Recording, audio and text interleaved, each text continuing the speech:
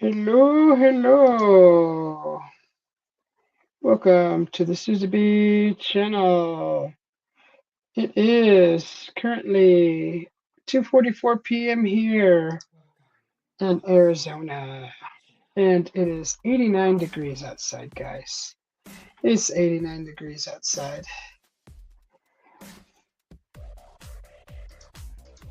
All right, so I'm just getting everything all set up here. Hello, Rashad. How you doing?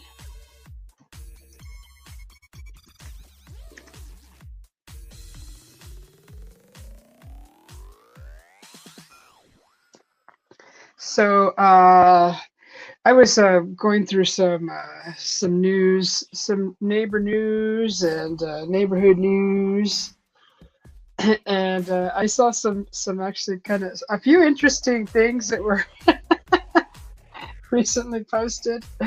My camera view is of it's the backyard, so I'm actually not camera worthy currently, and I thought I'd show you some beautiful nature.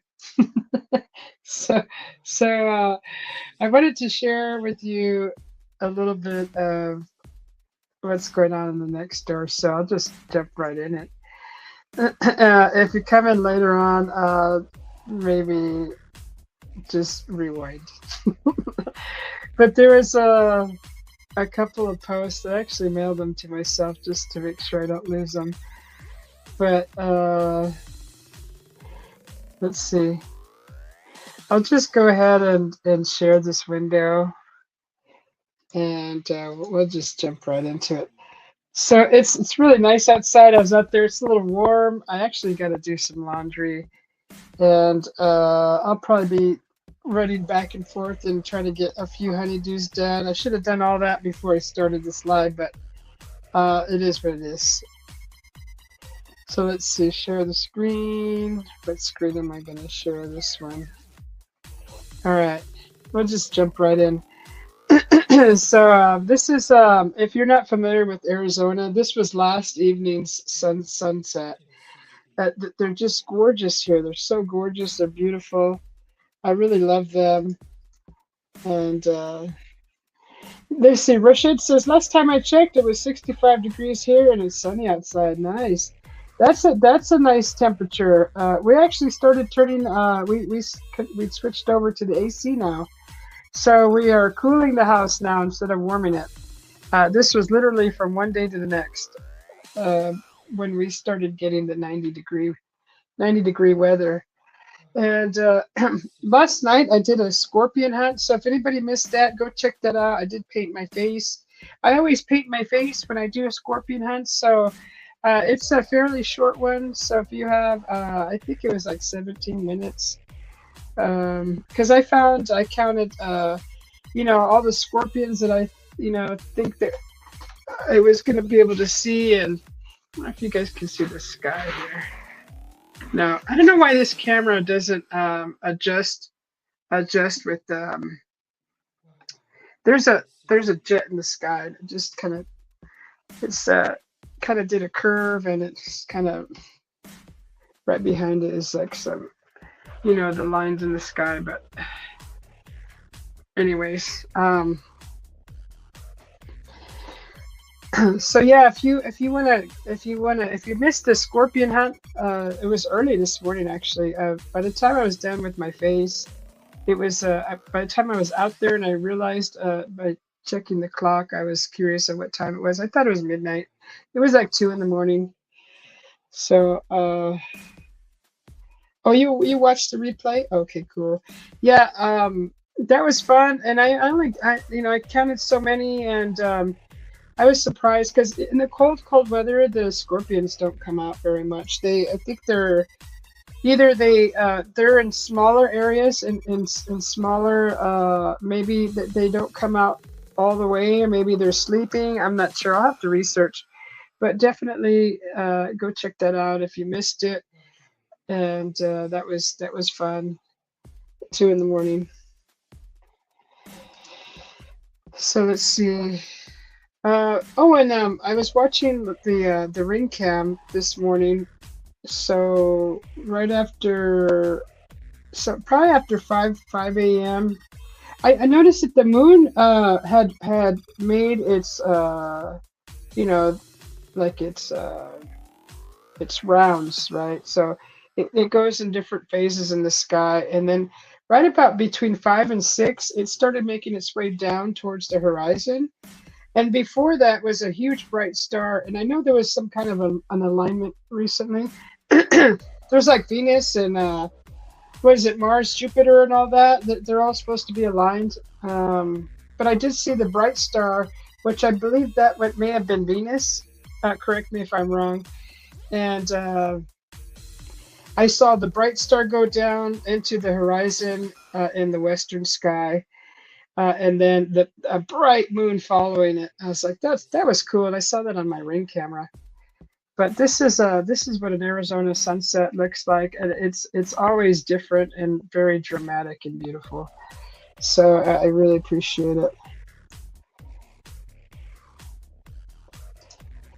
So let's get back to this current events here. Oops. Come here, window. Where'd you go? Oh, come on. Don't be like that.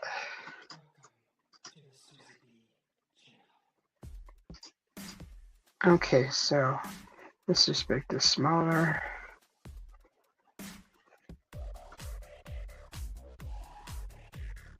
Don't do that. Okay, so anyways, that's what the sunset looks like. And if I can get this to go smaller. Okay, there we go. So let's just scroll through here. Okay, I wanted to bring this up right here. There was a woman who went to a funeral, a potluck after the funeral. And this is what happened. This gal had put together a pasta salad and took it to the potluck to contribute to the food. Usually there's food that's brought to like a potluck, after like a funeral or a viewing or whatever. Usually family members, they all get together in a hall or someone's residence or a park, and everybody brings food and they sit and they kind of reminisce about the person that just has crossed over. So this is the situation. So this woman, she says, I just have to vent. So I went to a funeral today, and after was a potluck. I made Italian pasta salad, and a bit after the funeral was coming to an end. The potluck was brought up to inform anyone who didn't know, and my boyfriend we brought Italian pasta salad. Well, another lady was like, well, I brought some as well, and we made a joke that hers was better. Well, at the potluck, we eat and just hung out, but when I went to get seconds, I noticed something different with my pasta salad. Something was added to it. Then my boyfriend told me after that, the same lady came up to him to say, I bet my pasta salad was better. Please don't be like this after a funeral. I don't care if yours was better. Now I have food with who knows what's in it. So that's kind of what happened with this lady. And can you imagine you just went to a funeral and you put your heart and soul into a nice dish to share with people that may be grieving, and they have no time to freaking focus on what the heck whose damn dish is better than whose, right? So this lady said that another gal that brought pasta salad also said hers was better, and then she noticed that hers was tampered with, and it tasted different.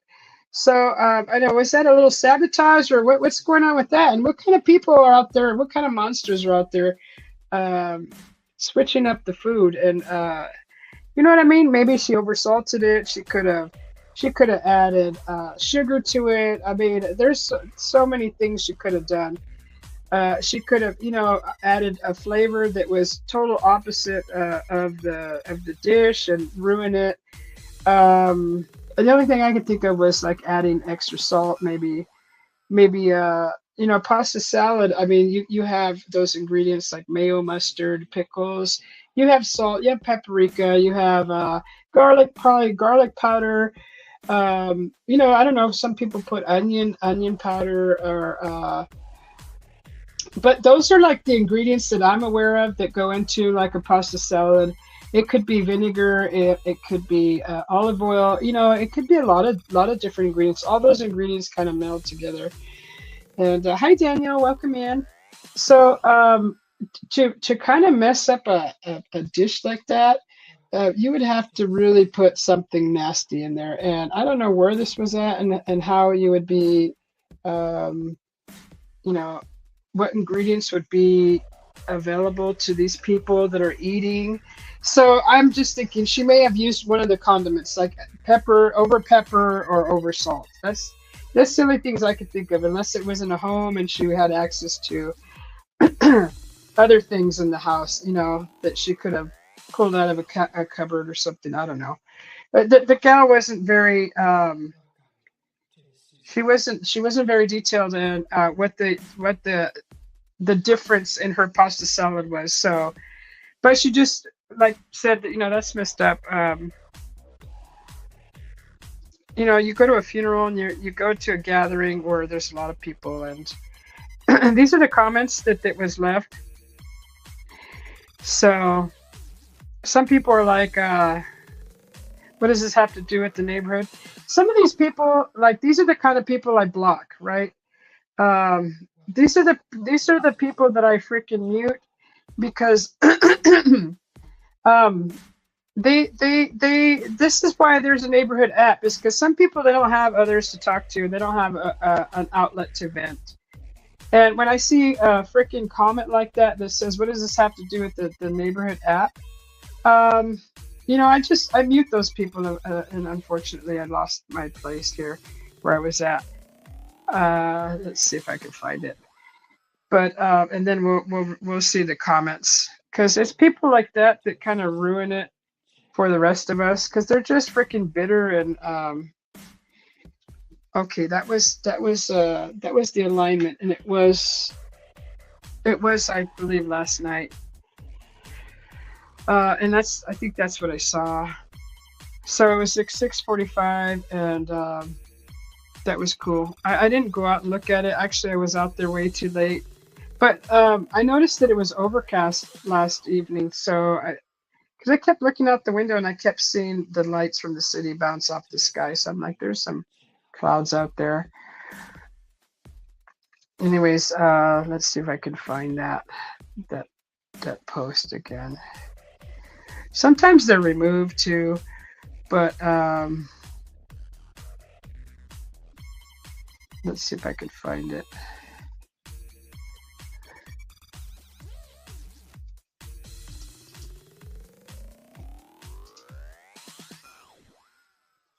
If you guys don't know Daniel Berry Sports Highlights, go to his channel, and he's got some shorts. He's all sportsy. So if you're into sports, and you're like, he does real sports clips. He doesn't do anything AI.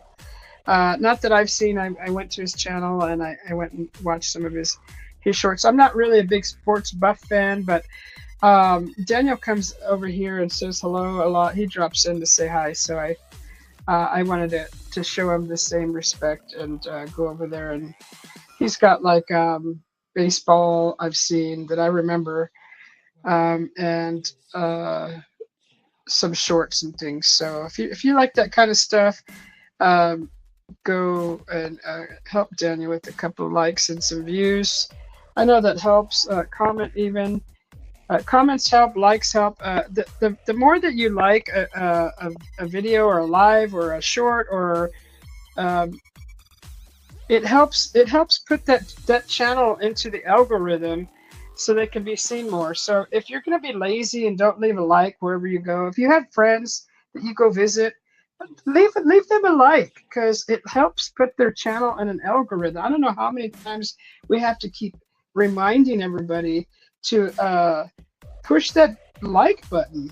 It just I mean, if you keep coming back to the channel, push that like button if you want to help the channel grow. You know, if you're, please don't be lazy. It just takes a few seconds just do it. I even forget sometimes. I'll watch a video and then I'll like refresh the page and I'm like, oh crap. I go back and I'll push that like button because I do it myself. I'm not, you know, perfect. I'm not perfect, but I just know that if it's that easy to forget. So please try to remember, because when you're watching someone's channel and you actually like the content, you're watching it for a reason. Then push that like button, please. Don't try to remember, because it helps put the channel into the algorithm. So I'd appreciate the likes, all the likes I get, the support, and the comments help too. Believe it or not, the comments help. People come into a channel and they watch a video and the comments are read. So like every time I go into a channel and I read and I watch a video and it's like something interesting like this, like on my neighborhood app, um, I go straight to the comments because it helps. I like to see how other people, their opinions, you know, except for the ones saying that has nothing to do with this app. Those people are bored and they're miserable, and I don't want anything to do with those people. So it's not my duty to fix their day either. But other people who have like an open heart, they don't act like that. So it's just those people that I don't want to be associated with them. I don't want them around my space. I don't even want to see them. They're gonna be like non-existent to me. That's just how I feel. But I know there's a lot of people that come on here and they do silly things. I just mute them. And let me see if I can refresh the page here.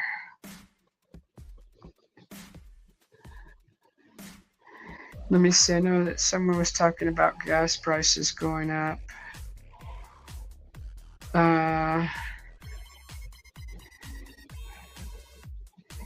Let's see. Where was that darn landscaping? So yeah, I want to find this so I can read the comments and then move on to the next topic. I don't know why it resets when you mute someone. I think that's really stupid. I wish I had access to inventing or what is it? Designing the interiors of RVs. One, I wish I had like first-hand access to the designing an RV and stuff like this, like these little things. These are little quirks of mine. Where I wish I had like a way to like fix it. Let's see, where is it? Let's see, could be in here.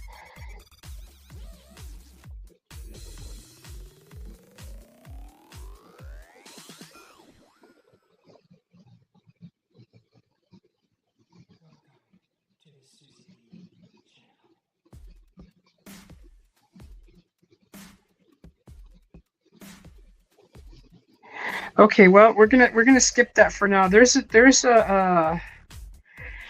guy caught on Ring camera. He was wearing a bunny suit, and he was asking for a gal.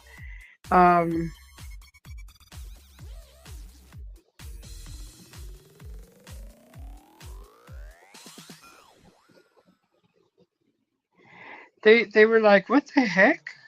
This guy was wearing like a onesie pajama, but that looked like a rabbit suit. And he went and knocked on this lady's door, rang her doorbell, and asking for a gal. See if I could find it.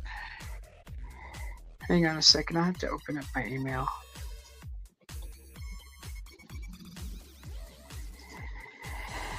Okay.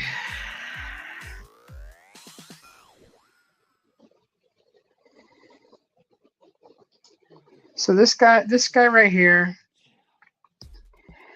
he came to a lady's door. Man walking around in a bunny outfit came and rang my door looking for an Ashley. Really odd. So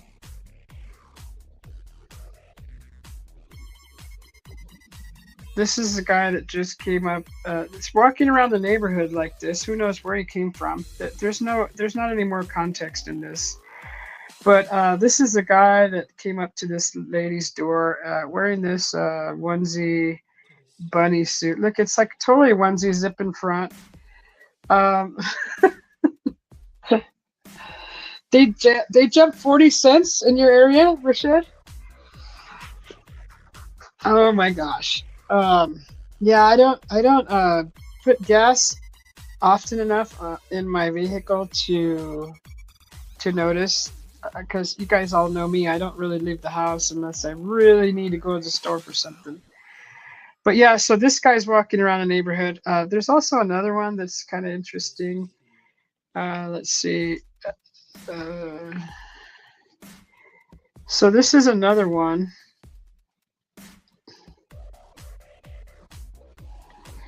This is video footage of a man that is seen walking past a residence. Let's see if I can. So he's seen walking past the residence. The camera kind of pans over, watching this guy walk by. Right? Okay, so just take close. Just notice this guy has black shoes on, tan pants. He's got like a black hat, and it seems like he's got something covering his face. It's kind of like I don't know if it's a handkerchief or whatever. So he's walking by this residence. I'll just let it play a few times so you can get a good feel of what he's wearing. So he's just walking by. So here's a kind of like they have two windows where they show you this guy. So he comes up from that street that's right in front of the camera. You see that the street that goes right there is perpendicular to this road that he's actually walking on.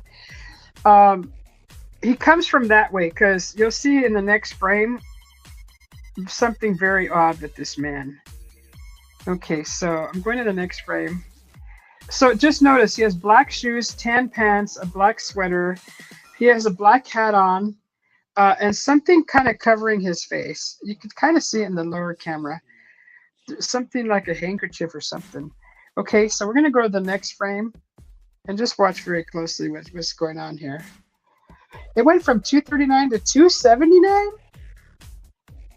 Man. Okay, here we go.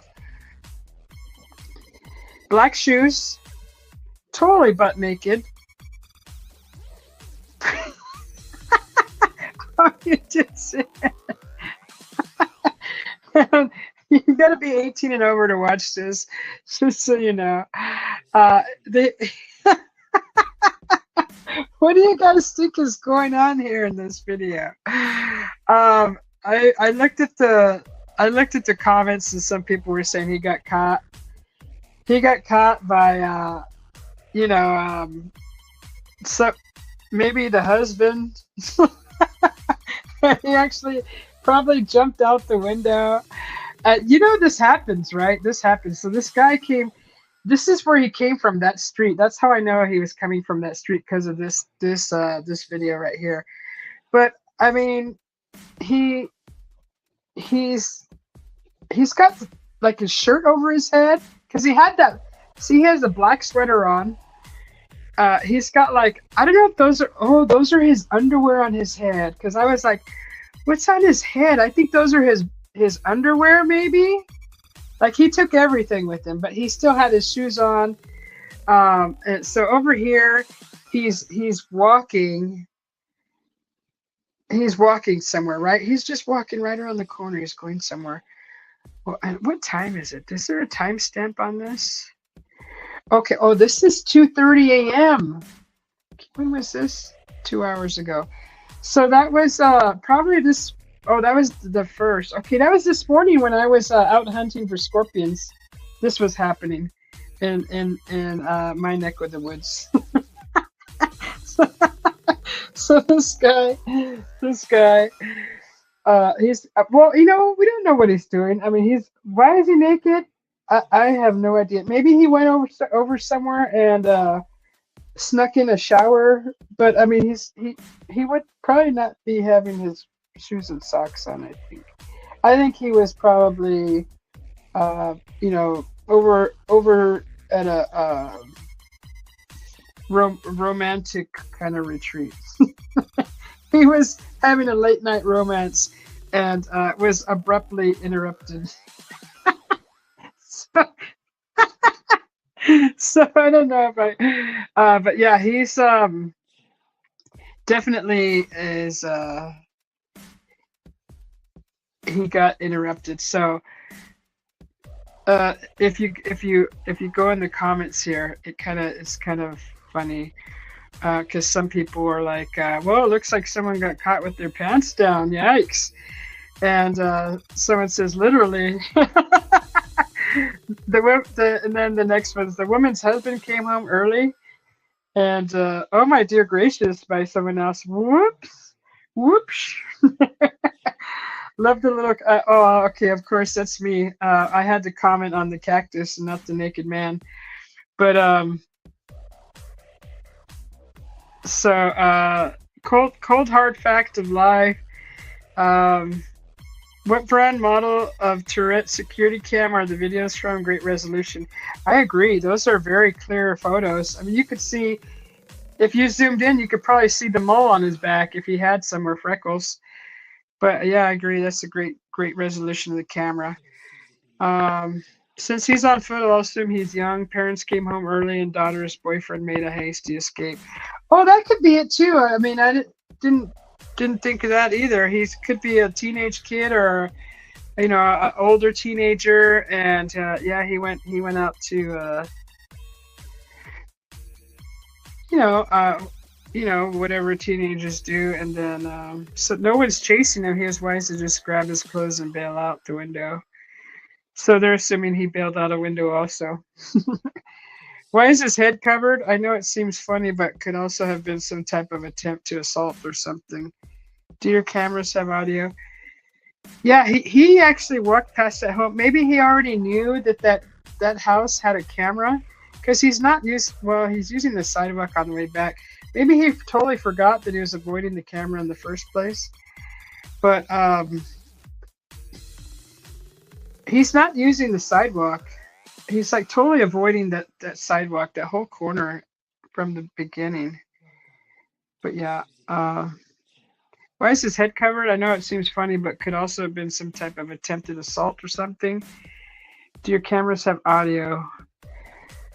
Someone says they believe that it could be a peeper.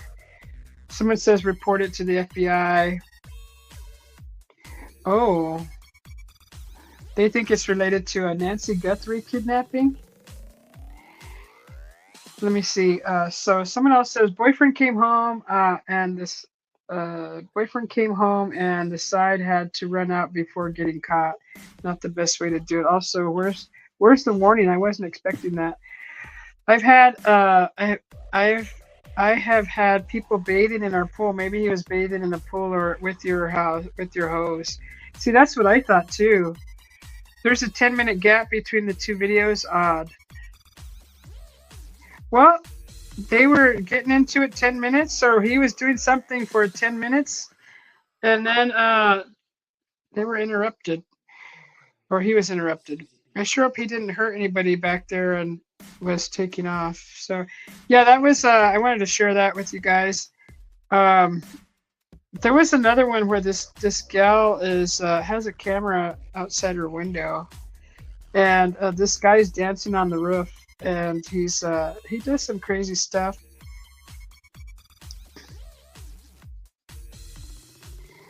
Let me see, yard sale.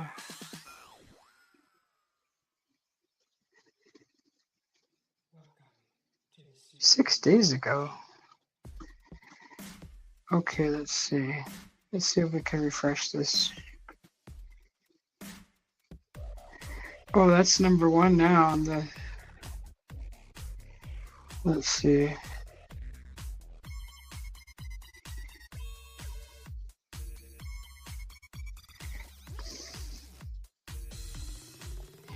Yeah, that was funny how Rashid.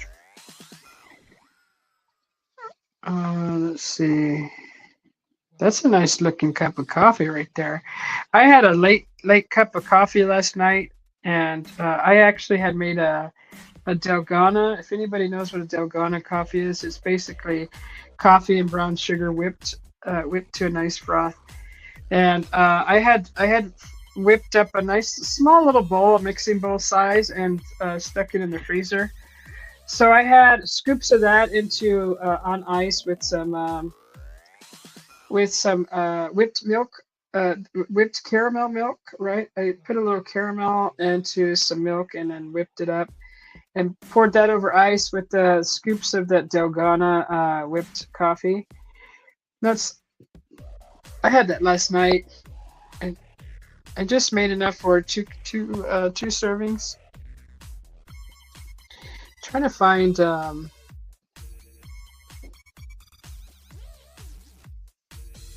days ago. Let's see, change this real quick. Okay, so let's see.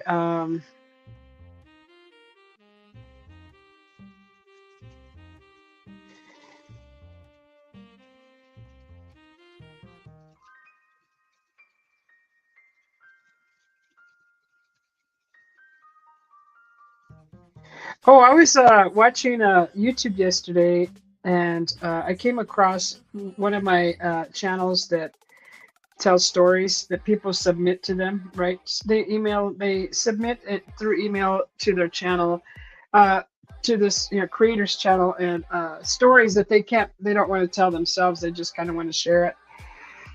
Um, and she even does uses anonymous names too if you ask her to. So if you have stories. She asks people to send them to her, and she'll just tell your story. And so I was listening to one of her stories was kind of interesting, where she was talking about a woman who ran her own business, which was a housekeeping business, and she had been doing it for I think it was just to be safe. I want to say 8+ years. I know it was longer than that, but say it's like 8+ years. And she she was recommended by one of her clients to clean. She kind of referred. One of her clients had referred her to their friend, and so this was in Vegas, and she decided to go ahead and take this client but although she was quite full, and her calendar was busy, was quite full. She decided to take on a new client for her friends. It was a friend of her friends. So she said it was a man, and he had like a fairly nice house, a fairly good house, and she cleaned the bathrooms, the kitchens, and mopped. And that client specifically asked her to do the dusting because although he's not always there, he really, really dislikes dust in the house. So he asked if she could fit it in her schedule to clean and maintain the dust, especially the dust in his house while he's gone. So she was fine with that. And there was one condition that he asked, if she would just stay out of the closets. He did does have a dry cleaning service that cleans his clothes, and he just asked that she stay out of the closets. So she's like, okay, and she was very trustworthy, and said she was cleaning his house for quite a long time. He was one of her favorite clients, and he tipped really well. And she said she never found out what he actually did for work. He never talked about it. He wasn't really ever around long enough to really carry to get to know her kind of conversation. And she said every time he was around, he was on the phone and talking business all the time, and she really never got a real good chance to really get to know him enough to ask him what he does for work. But he never mentioned it. And so she said one day she was cleaning his house and he was there, and she said maybe she was thinking maybe she was going to suggest that if he had time, that they could sit down and catch up and and talk about, get to know each other a little better. She wanted to get to know her client a little better because he's always on the go and or always busy. So that day she thought, she was going to maybe see if she could sit down with him and talk to him. But that day, she said that he suddenly like approached her and said, "I have to go. It's an emergency." She said he grabbed a bag, a to-go bag, grabbed it and left. And she's like, "Oh, okay." So that was the day that she was going to sit down and try to talk to him. Anyways, he took off in a hurry, and then not too long after that, the dry cleaning service came over and dropped off some clothes of his. So she's like, "Oh, I'm just gonna put these away." And where do your dry cleaned clothes go? They're usually on hangers, right? So she thought she'd put them in the closet. Well, she said his closet was a big walk-in closet, and she went in there to open the closet, and it's definitely big. She went to go hang the clothes, and right there hanging in the closet, she walked in a little ways, she said was a suit that looked like a human body, so like a skin suit. She said it had everything. It was anatomically correct. It had everything, the arms, the legs, the male parts, the face, even hair on it. She said there was all the detail down to the chest hair. It had everything. And she's like, "This looks exactly like my client." She said it was his face, everything. And she's like, "What the heck?" So she said that she had, experienced that. She was like, "What the heck's going on? This is like a whole meat suit. It's like a human meat suit." She's like, "What the heck's going on?" Mike, how you doing? How you doing, John P? So yeah, she saw this in this guy's closet, and he had asked her not to go into his closet, right? Maybe this is why. So, anyways, she kept going back to the residence and cleaning, but she hadn't heard from him anymore. Then she got a message from her old friends. She contacted her friends that referred him to her. And they said, she asked if they had heard from him. Actually, first she said, "You won't believe what happened. I walked into this closet at this house and I saw a hanging like skin suit." And they're like, "What? Get pictures? I want to see pictures of it, and get us some pictures." Well, she's like, she was really worried about it tarnishing her trust, right? Her integrity. So what happened was, I don't know if she got the pictures. I don't remember if she got them pictures of it. But she said that eventually after that, she did a few more cleanings. And then that's what she contacted her friends about if they had heard from the guy. They said no, they stopped talking to him for some reason, and they didn't want to say any more. They were real short. And so she said eventually the payment stopped and she stopped cleaning his house altogether, but never heard from the person again. So the Arizona Times is on. Mike. So yeah, that was a kind of an interesting story that I heard recently that I thought was crazy, cray, how they call it, cray. I'm still looking for. There was another post here. So there's a man caught walking across someone's residence, not through their residence, but on the street, and then running back naked. So that one was funny. Where's the so this is the guy this is the guy that's knocking on people's doors wearing a frickin' bunny pajama outfit. Yeah, they didn't know who he was. There was no gal that lived there who he was asking for. I don't know. The guy doesn't really look drunk. His eyes are completely open. Um, you know, if anybody knows, there's a whole symbolism going on with the rabbit, and then kids being missing. So I don't know if that's connected, but that's kind of strange. A strange coincidence. He's wearing a rabbit outfit. So that was that post right there. Let me look. Let me look through the. Let's see.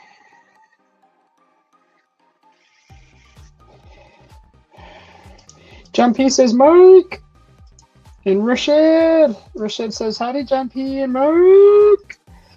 So yeah, there was a couple more. It's like totally changed. What else? Why does it change so much here?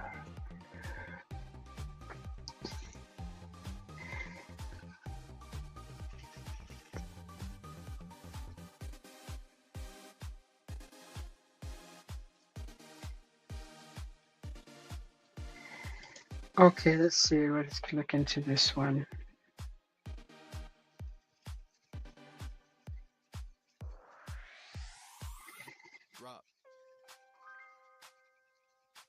Someone found a duck in their backyard. Okay, let's go to this tab instead. I found a duck in my backyard this morning. Is anyone missing their duck? Please describe it if so. It's a freaking duck. Nobody owns ducks around here. These if you got a pool, sometimes they'll come and land in your pool, but we haven't had that happen here. Someone's car was taken.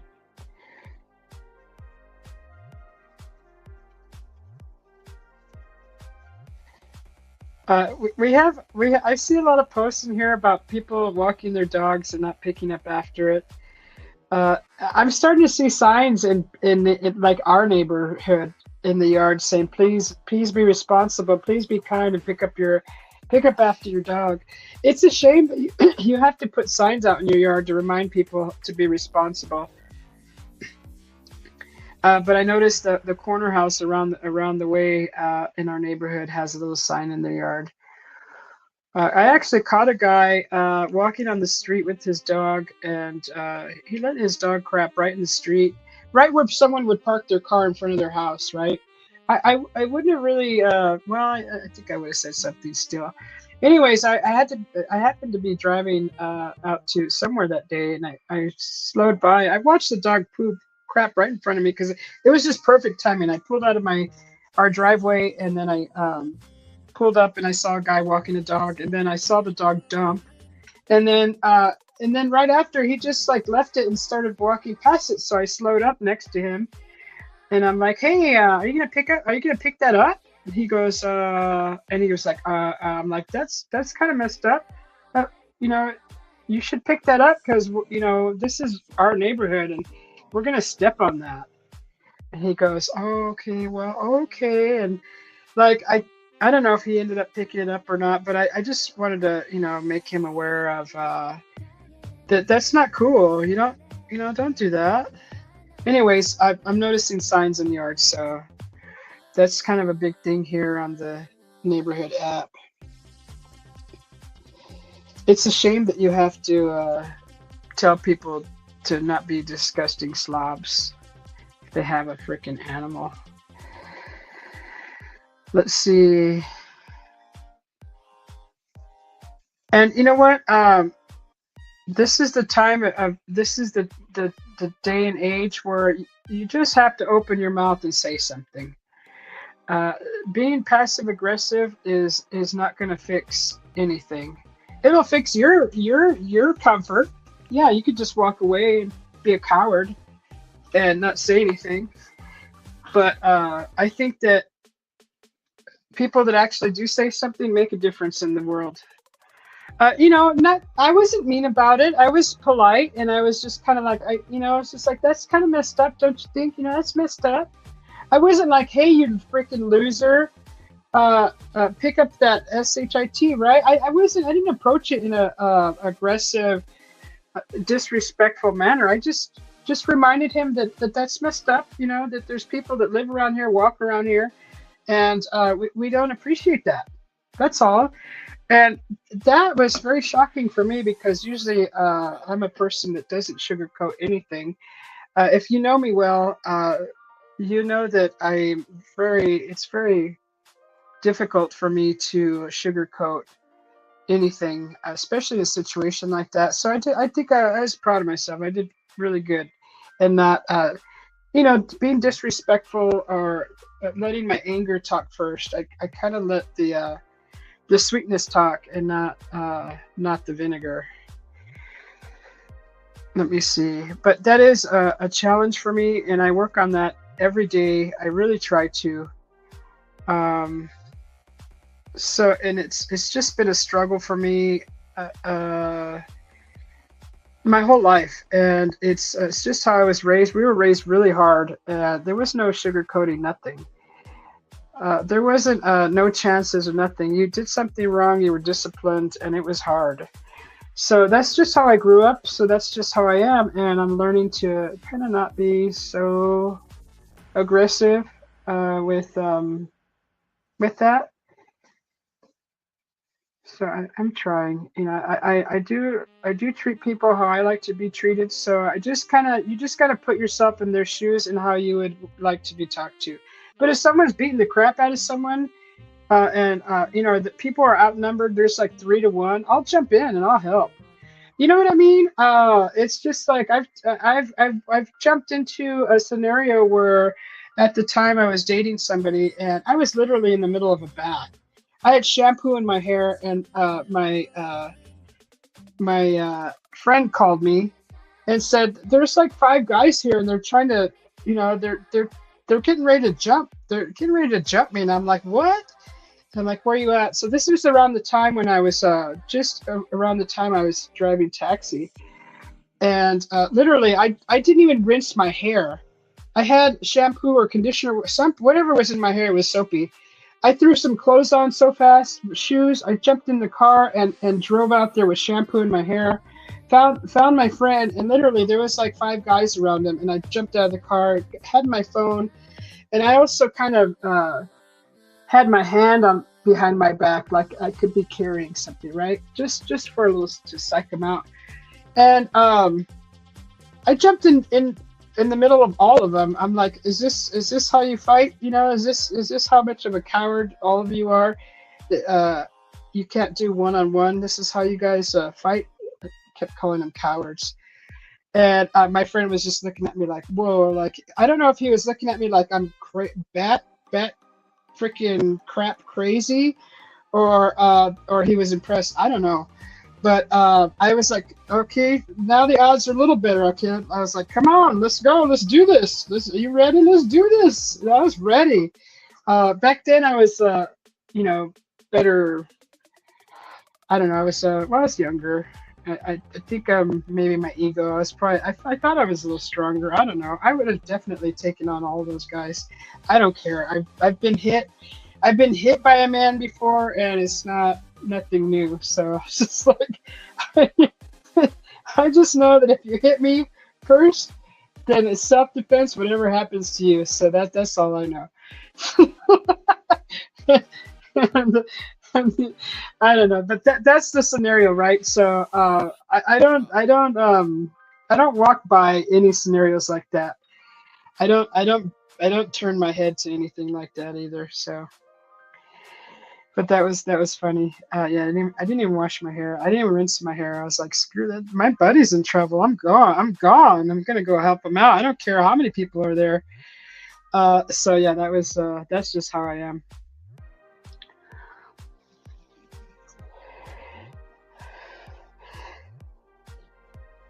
Let's see what else is going on here.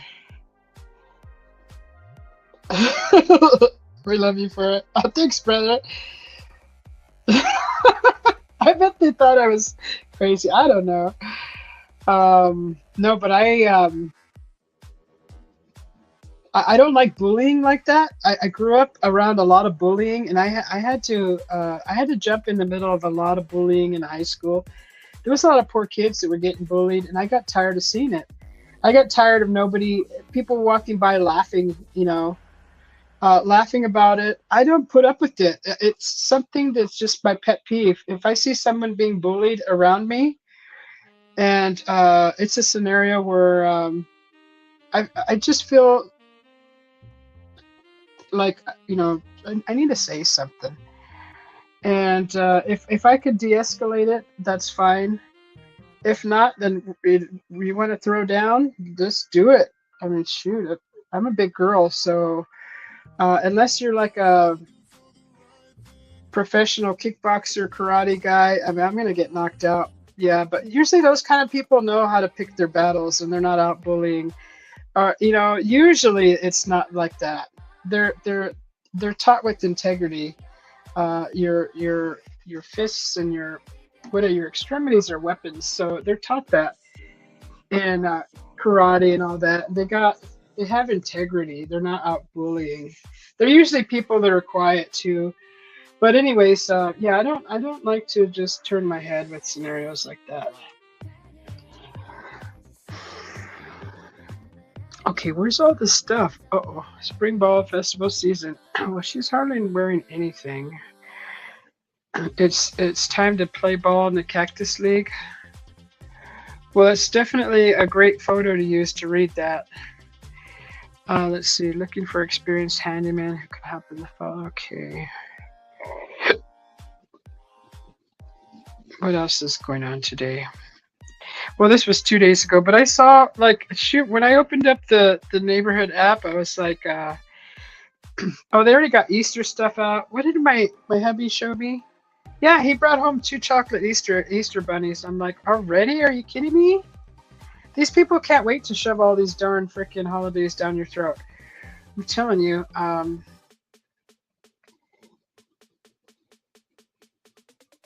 I think every year I complain about it.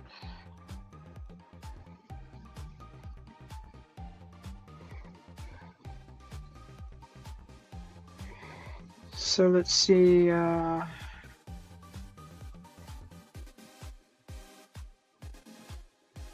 What else did I see lately? Oh, of course, the whole Iran thing is all over freaking YouTube right now.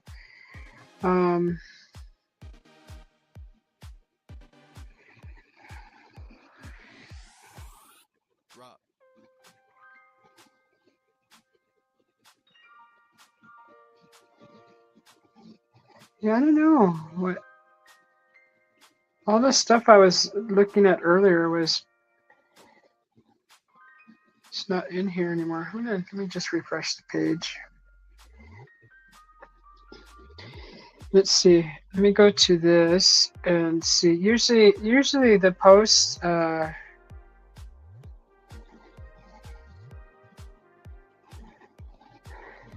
Oh, I saw a pasta recipe recently. Yeah, it's Easter soon. All that is such hogwash. The only thing growing up that I liked about Easter was hunting for the eggs, and then later on realizing that Easter isn't even what it's supposed to be. It's all these holidays are all smoke and mirrors. It's just to make a profit with all these products, right? You go out and buy everybody goes and buys a ton of eggs, ton of food coloring, the Easter baskets, all that stuff gets sold, and then that's really about all the corporations care about. They don't care about Easter. They don't care about any of that. They care about selling you an Easter basket and all the eggs. They don't care. But people are starting to realize that. They're slowly but surely starting to wake up finally. Someone with a scooter jumped my wall and stole my Ring camera. That's messed up.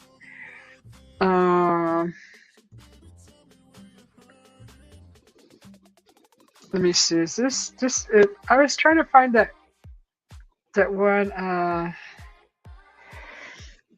A lady posted a video of this guy dancing on the roof. That's the one I want to find. Okay, let's see if we can find that. Neighborhood. Is that why I'm not finding it? Still not versed very well in this app. My activity. No, this neighborhood.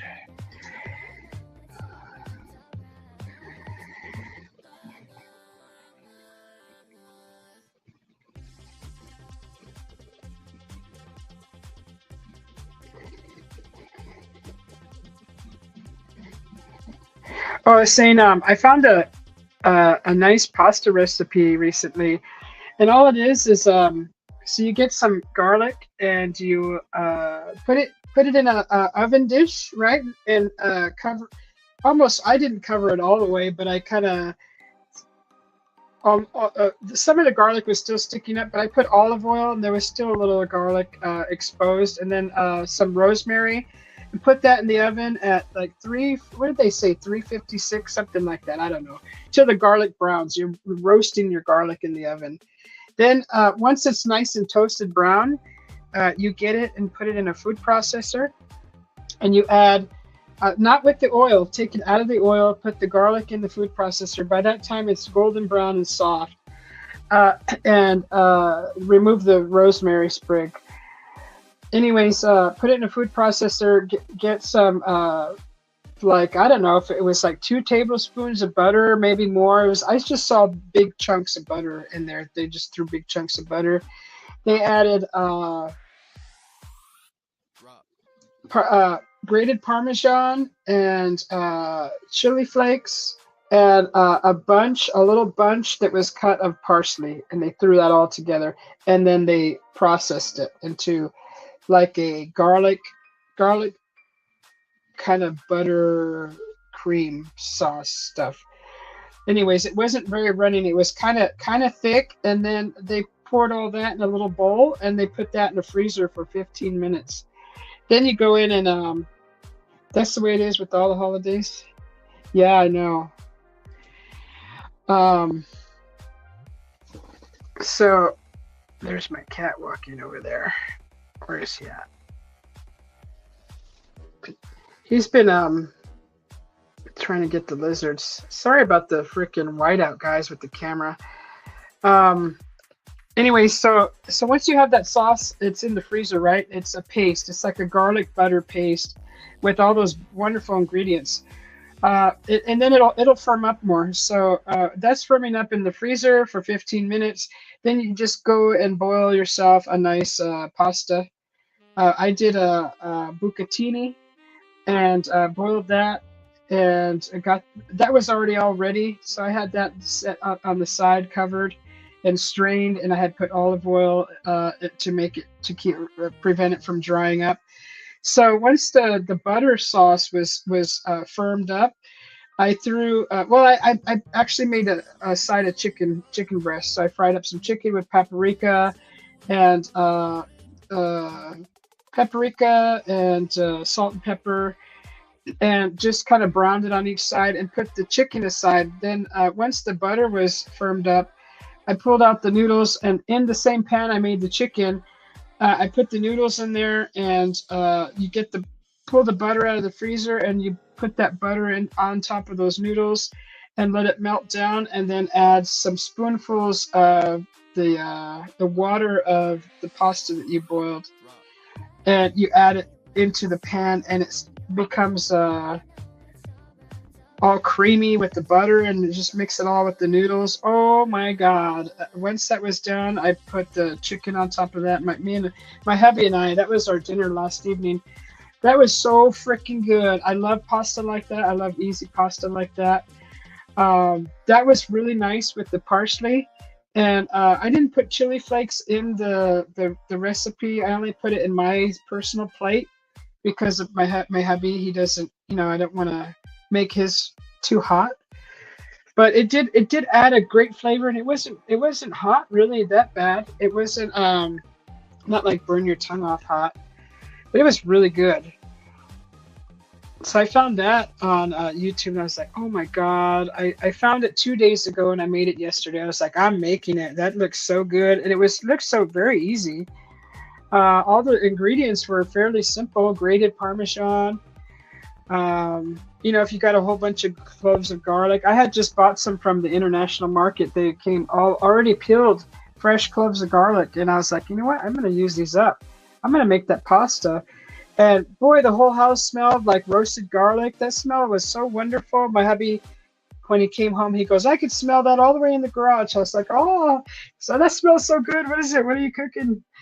So yeah, that it smells up your house real nice, and maybe it'll smell like grandma's house. I don't know if your grandma ever did roasted garlic, but we never did a lot of roasted garlic in the oven. Honestly, I loved it. God, that was the best flavor ever. Oh, I'm sorry. There's also a squeeze of lemon in that. There was also lemon zest in that butter. So in the processor was the butter, uh, so the garlic, the whole garlic, the butter, Parmesan, grated Parmesan, parsley, and then lemon zest. Lemon zest was in that, and then when you pour that, after you freeze it for a while and firm it up, and you throw that onto the pasta, it says just a squeeze of lemon on top of all that. And boy, that came out so freaking tasty and delicious. My God. Oh my God, everybody, it's Face the Ace for real. So yeah, all right, so let's see. I'm getting sidetracked here. Okay, that was the potluck. A gal. So if you just come in, I was talking about a gal went to a funeral, and she made a pasta salad, and she thinks some lady sabotaged her salad because she was jealous that um, the pasta salad the one lady brought was better than the one that the lady brought. The two women brought pasta salad. One was jealous of the other's pasta salad, so I believe she sabotaged it. This was after a funeral. Can you believe that? Um, it's a funeral. There shouldn't be any fighting or anything, bickering or any drama, but that apparently that happened. So she sabotaged this other lady's pasta salad so that hers would be like the only one that you know people would eat, which is messed up. I don't know what kind of person does that. See, these are the people I don't hang out with for sure. Does anybody know what's happening by the McDonald's on Olive and 59? Police and yellow tape everywhere. Whole intersection blocked. Accident with the motorcycle and a car. Male and female on the motorcycle, both taken by ambulance. Okay. That's a coyote mother. Look at aw. They'll take your animal right away, but I mean, what do you expect? They built a freaking huge freaking city right where they live. So I mean, there has to be a way that people can live in harmony. I hate that people just shoot these beautiful animals. It is what it is. People are bad. I mean, if you got little small animals and coyotes in the area, freaking keep them inside. Put a cage to enclose your area with fencing and cage. I mean, or move. Go live somewhere else. I've seen a lot of people say that too. If you don't like it here, move. I'm just like, you're kind of right. I can't handle it around here. You have to adapt where you're at. Hello, Russia. This is Face the Ace. Hey, Face, that cemetery area you were in yesterday, that was cool. Like, it looked like a really gothic, and those headstones were really old. I mean, really old. And it's really sad that they don't maintain those cemeteries when there's a headstone knocked over. I remember coming across a channel a while back ago when a guy would go to the cemetery and clean the headstones, and if they were fallen, he would pick them up. But those things are heavy. I mean, you'll get a hernia lifting one of those. You really need like 3 or 4 guys. So those are solid stone. Um, But I noticed some of those headstones were falling over, and there's like no maintaining them or nothing. Somebody's car got broken into last night around 3 a.m. Beware if you live in this area.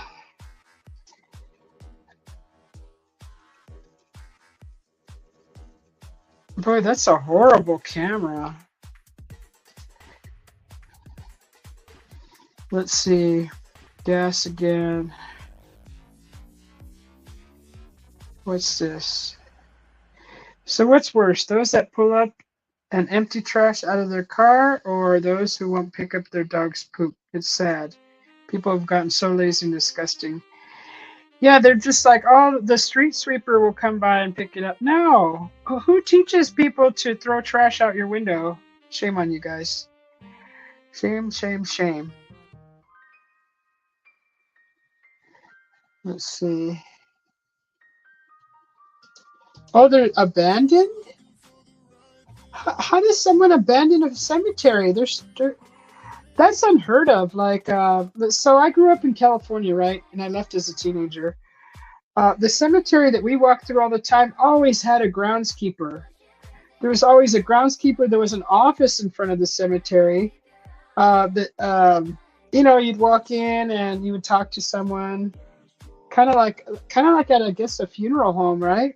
It was something like that. I never had to go in there, but I remember there was always like 3 or 4 maintenance men, walking around or driving around in a little cart, little like a kind of like a 4-wheeler thing with the little bed on the back, or something.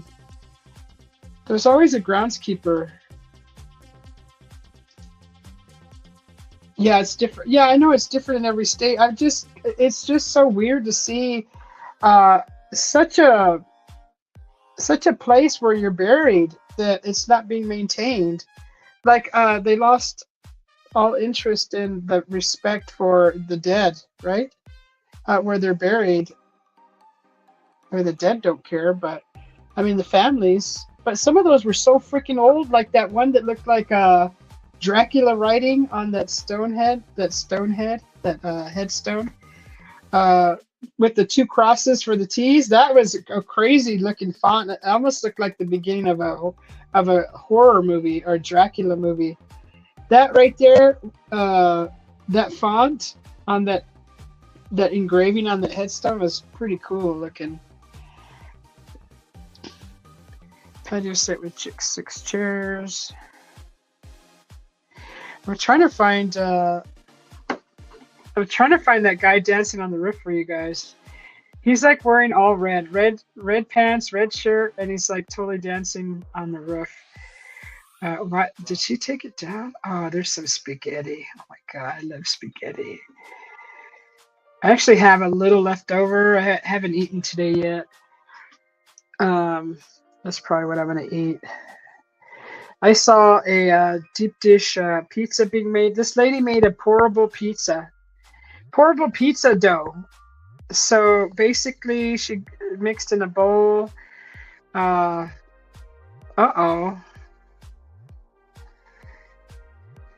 Police arrive. Oh, that's stupid. Okay, that's not real. Let me see. That poor dog needs to be shaved.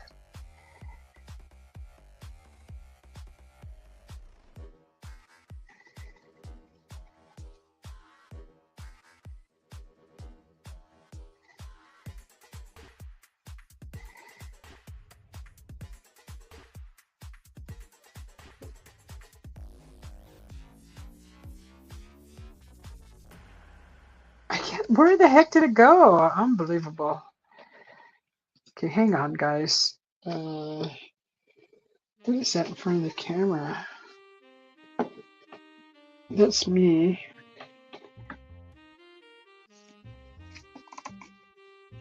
Let's see.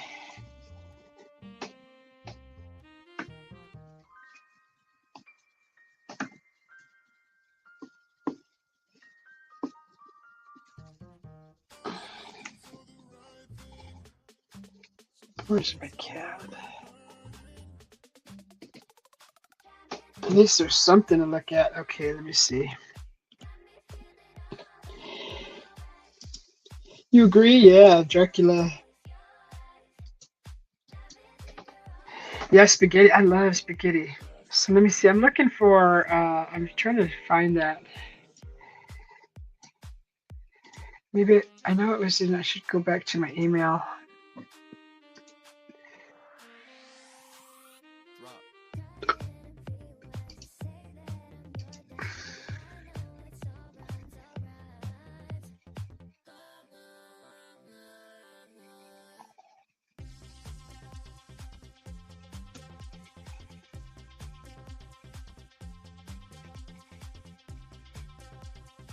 Yeah. So yeah, it's not there. I had already deleted all of that.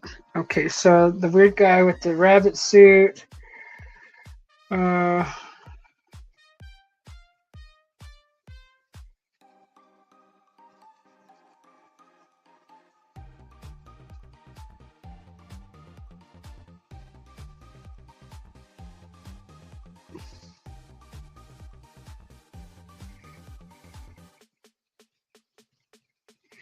let's see. Where did that frickin' go? I know how they cycle these frickin' ads in here.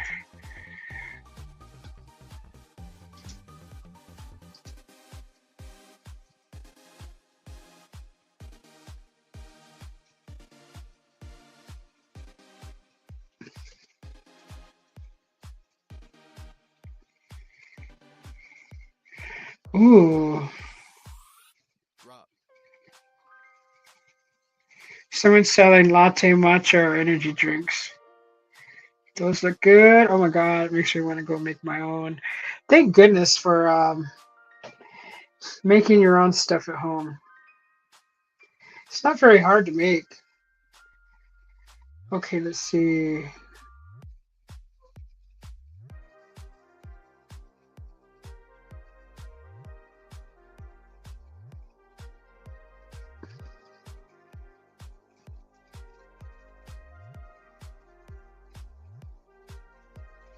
Well, I guess there's a new Scream 7 coming out. They're really freaking advertising that. Let me see.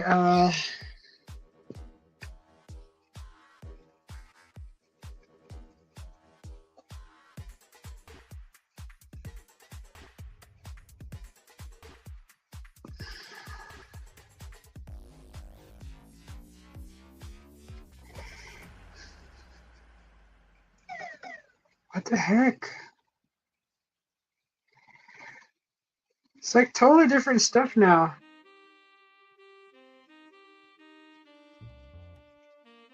I don't know why I can't find it. I know it's the lady attached it to I guess one of the gal who found the guy dancing on the roof. She has a YouTube channel and she put the link in there. I think that's the only way I'm gonna be able to go find it now. I think I'll find it that way because I just watched it. I was like, what? She did like I think I'll just do it like that. So we'll just make it big and we'll share this. We'll share this. So this is let me just pause it. It's kind of weird stuff. Like okay, where is it at?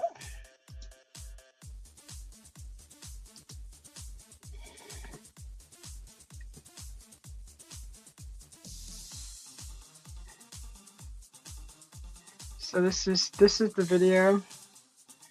This guy's just walking out to the trash can, I believe. Hold on, it's like already.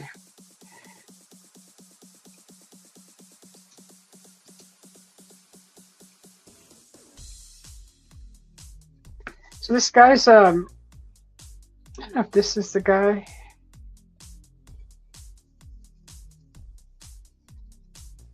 He's wearing all red.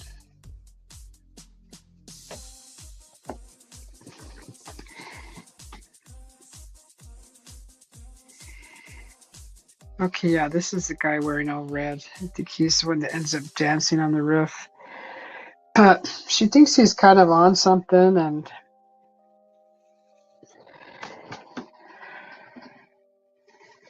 so she calls this her kitchen camera. If you guys want to see, at least I give her some credit for her channel. It's her channel. Her channel name is hang on.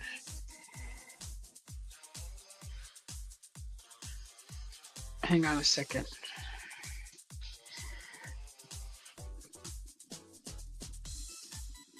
So the channel that she has like stuff that basically videos on her channel of like stuff like this from her camera into the alley or weird behavior.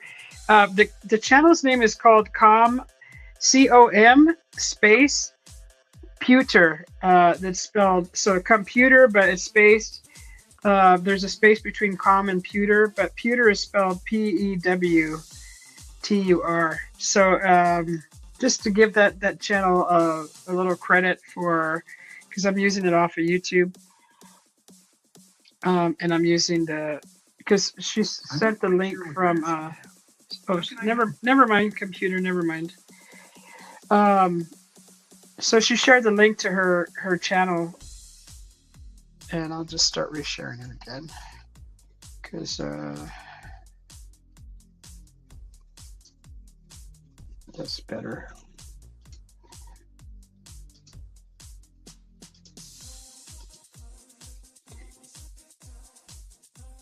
It's just some crazy stuff with this guy.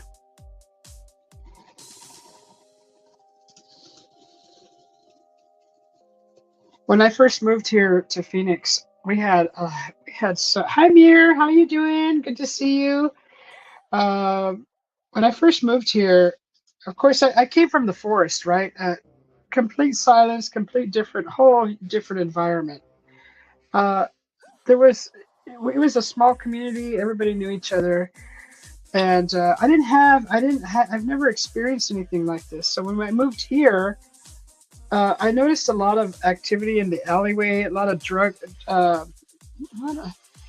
just a lot of people, suspicious people walking through, smoking pot, smoking whatever. I saw a man carrying, I don't know if he was so doped out or if he was actually disabled in a way that made him walk funny. But he had a syringe in his hand and he was trying to put it in his arm, but he couldn't. I don't know if because he was so doped up he couldn't function properly to actually get the thing, to get it done right. I had to ask him to move along, that this is not the place to do it, because I don't want a bunch of people, junkies, hanging out behind the house. Like, people get bored and they start looking over walls and then start seeing like, oh, there's something I'd like to take and sell for my next fix. You know what I mean? Come on. Eventually it's going to happen. So anyways, I started seeing a lot of activity in the alley, and I became like really aggressive and was like, hey, can you guys move along? And then when they started like having attitude about it, then I would give them attitude back. Kind of, I'd have to be a little more aggressive and step up my tone and how I felt about, like people were like opening the big, huge trash barrels and pulling trash out. Now people would look for cans and that's fine, but they would put all the trash back and they would go through the bags. But still, I think that's disgusting. Anyways, people do that. It's a thing. Other people would just pull out trash, go through it, and then leave it all over the floor, and literally pull all the bags of trash out, and then rip them open, and then all the trash was all over the floor, all around the and then they would walk away, and I'm like, are you freaking kidding me? Oh, hell no. So I'd say something. So it got kind of like that. I had to adjust to that type of environment, and now it's fairly after a whole year of chasing so many people out of from behind the house, um, I literally had to chase some people out. I had to go through my back gate and like follow people and make sure they left and they weren't going to go through anybody else's trash. I had a big stick in my hand, um, and I was ready to use it because there was two of them. I ain't stupid. Uh, so, and they were all, who knows on what, and being all brave, and so Mir says, "I hope you how are you all, chat? Hope you are doing well, my friends." So this is the kind of behavior that was kind of going on in the alley behind our house. Stuff like this. This guy is an actual he's an actual resident. But this he's a resident. The Coffee Queen, Susie, thank you, Mir. Good to see you, Mir. John P. Brother says hello to Mir, and so does Rashad. I'm good, thanks. Thank you for asking. Queen of Blessings. Hello, Rashad from Mir. Hope you're doing well, my friend, Rashad.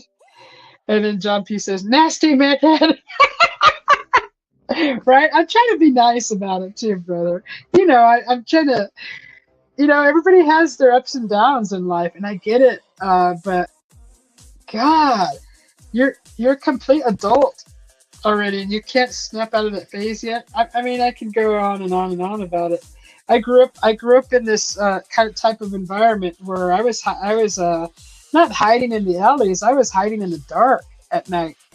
Well, coming out of the dark at night, hiding in the shadows. Because I was a runaway. If you guys, I'm sure you guys all know that by now. So this is the type of people that I used to like run into in the shadows, right? And I was constantly avoiding them because they're just so unpredictable, and they're like they're quick to like try to get you all doped up and try to get you down to the level that they're at because they screwed up their life and they're trying to screw up someone else's life. And I'm like, oh hell no. I was constantly dodging these people and running into them because that's where they're all at. They hide in the night. They hide in the shadows. So yeah, I know what these people are. I don't hang out with these people. I sure as hell don't want them hanging out behind my house either. So I saw this post. This lady posted this on the neighborhood app, and I found the link to it. And so I wanted to make sure I gave her credit. Computer, COM space PEWTER is her channel. If you want to go see it for yourself. And if she doesn't let me use this, then I guess it is what it is. But this is her camera, and I just kind of wanted to show you the guy. I don't know if he was dancing on the roof already. I thought I saw him dancing up there. But I read in the neighborhood app with the comments. I was trying to find that post so I could read the comments because I think she said that the landlord of this apartment complex had just spent a ton of money and replaced the roofs, and he's up there jumping around, and he's like jumping on the wall, and it shows, I don't know if it's in this video, I think it is, where he's dancing on the wall literally, and these walls aren't built to be walked on, and especially not jumped on. Most of them actually, if you take a good running start and put some maybe football pads on, you could probably run through one of these walls. That's how flimsy they are. A lot of them were made half done, like half, poorly halfway done, and they didn't like fill the cement blocks in between.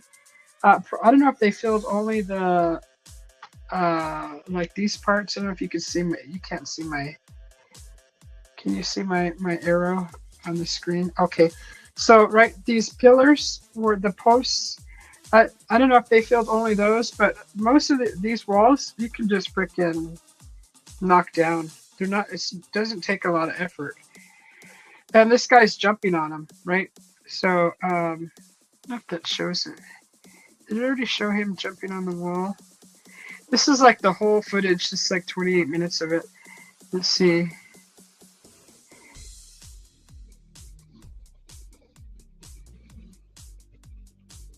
So I think it's over here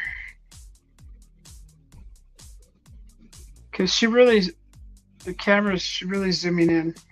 This is, I think, when he's jumping on the wall, and you know, someone puts a lot of money and effort to in these apartments, and you know, you got some guy just jumping on it and freaking, I don't know what kind of dance he's doing. He's all, I don't know what the heck's going on with this guy, but he's just ruining it. You know, he's shaking it up and making maybe loose, getting it all loose, or you know, just no.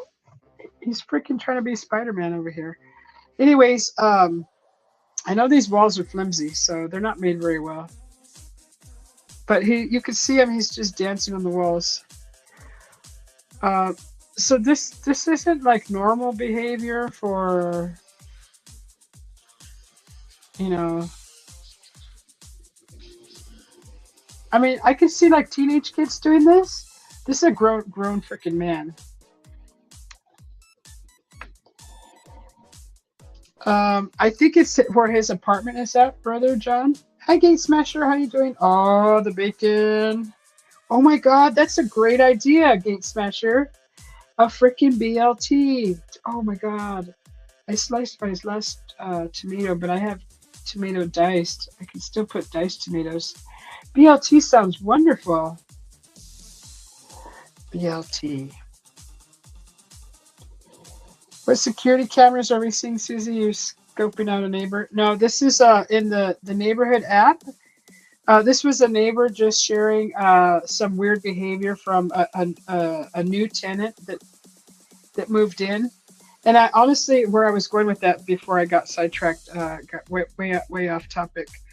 I believe they're working to get him. I think he's going to be evicted soon, anyways, because they believe he's on meth or something, and he's just acting. His behavior is crazy. He's up on the roof. He's doing all kinds of weird things, and I believe she said, this is why I wish I would have found the post, that she watched him buy dope and then from some people, and so she knows he's on dope. It's just like there's kids walking through there. I mean, would you want your kids around someone like that? I don't think so. I mean, unless you're a skilled professional that you know how to deal with people like this, and you can get them help, and you know where to get them help. I mean, most people don't know all this information. I mean, if you unless you can know someone that can get that person help, but you know, that's the first thing I guess I would think about. But if I had kids, I would be like probably, you know, something. I would be having that man removed. They're unstable. You don't know what the heck's going through their mind on a bunch of dope. Are they cooking meth? Aluminum bat. I'm telling you, right? You know, you could approach it as I'm just trying to like not be so mean. I mean, it's you got to care for humanity. I get that, but people like that, there's a line you got to draw, especially when there's kids in the complex. There's a line you got to draw, and there's a point in time where you have to decide what straw what straw you want to draw. That it makes any sense. I mean, if he just likes dancing, that's fine. Because she said he was better than the last tenant that was there. She said the last tenant that was in that apartment was peeping in windows. So she goes, he's dancing. She goes, that's better than the last guy. The last guy was peeping in the windows. So this truck here, I already watched this footage. This guy here is noticing those rounds. I don't know if they're those wire wheel rounds that they just left the round part and maybe kept the center, or it's just like there's plywood. It's round plywood, and it's leaned up against the wall there. He goes to check those out, and I believe he's scoping it out because I believe he wants to take those, and that's usually why people put stuff in the alley around here, is for junkers to come around and take it.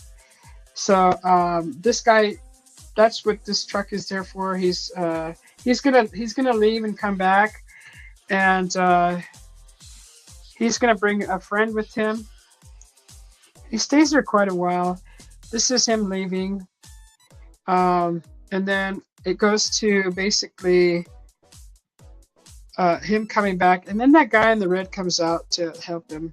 So he comes back, brings a friend, and they attempt to well, they load up the rounds, and I think those are those utility cable spool things that they wrap the wire around, and some people repurpose them into tables, picnic tables and things like that.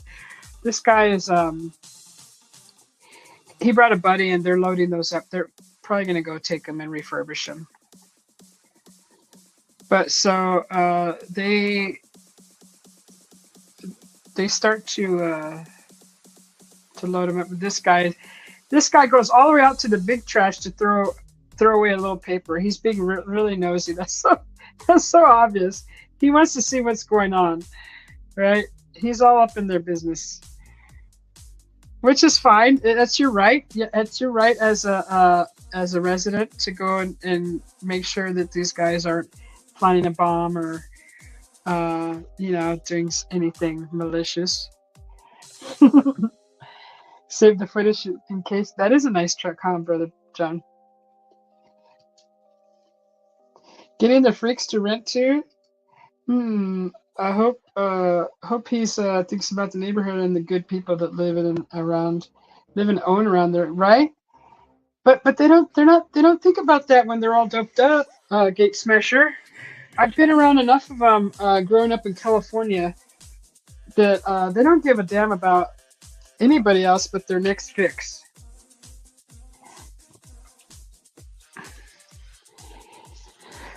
So I'm going to get me something to drink real quick. So he goes out and he's like, I'm going to actually cook some bacon. Thank you.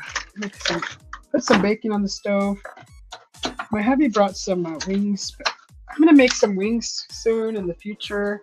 Really want some homemade wings. Has anybody ever used cornstarch to powder wings to make them crispy?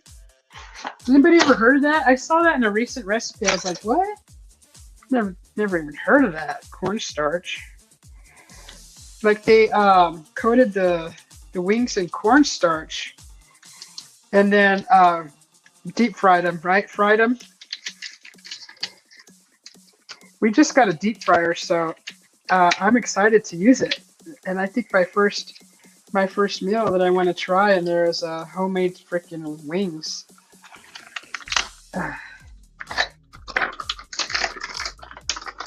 I'm opening up some bacon right now, please. Real quick.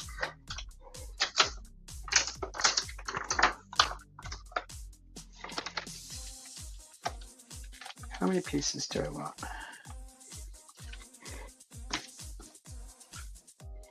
I haven't had bacon in a while. BLT, do I got any bread? Okay, we'll use a cast iron.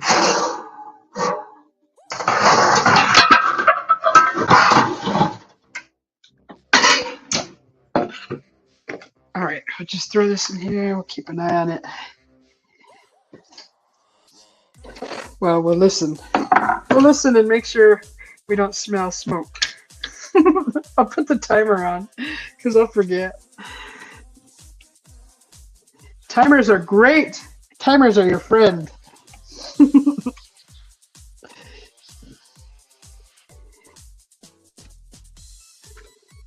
Guys, I tell you, some timers have saved me from freaking burning down the house. I start to cook, and then I'll go outside and start watering, start planting, trimming, and then I'm like, oh my God, I had something on the stove. Thank goodness I set a timer because I could hear it through the wall. Barely, but I could hear it. Thank goodness I don't freaking go outside with my headphones on. So I'm going to put it low, and I'm going to set the timer for 10 minutes. just in case I forget.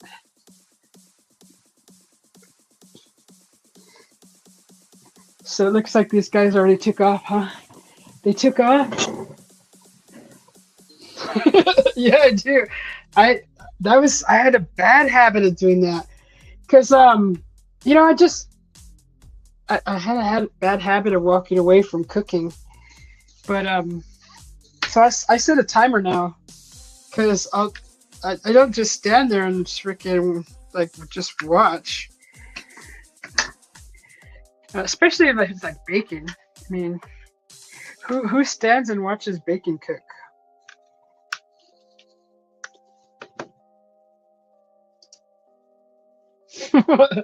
Oh, was that it? That was it? Okay. Um, yeah, so that was that lady's video. That was 28 minutes. Um, so yeah, her channel's name is Calm and then Pewter, Pewtur. So she's got like she's got 33 videos and a lot of them are from the alley, and she's got kids ditching school, walking through the alley. I mean, you could see there's a lot of action that you can see if you set up your camera in an alley, you'll see a lot of stuff. Like before, when I just moved here, we had I was outside in the garden. And I was just sitting at my garden, and I kind of heard a car roll up real slow, and I heard it kind of stop. I didn't hear it continue on down the alley. It stopped. So I peeked my head up over the window, and there was a couple in there smoking something. I don't know if it was pot or meth or what, but they were in there, just like parked behind the houses, like just smoking their dope. And I'm like, there's freaking 100 parks around here. Why don't people go to a park and do this crap? Why do they do this in the alley in our neighborhoods? Right? I just like, but I don't expect them to have very much. I don't expect them to have very many brain cells left to use, so it's probably why they make poor decisions.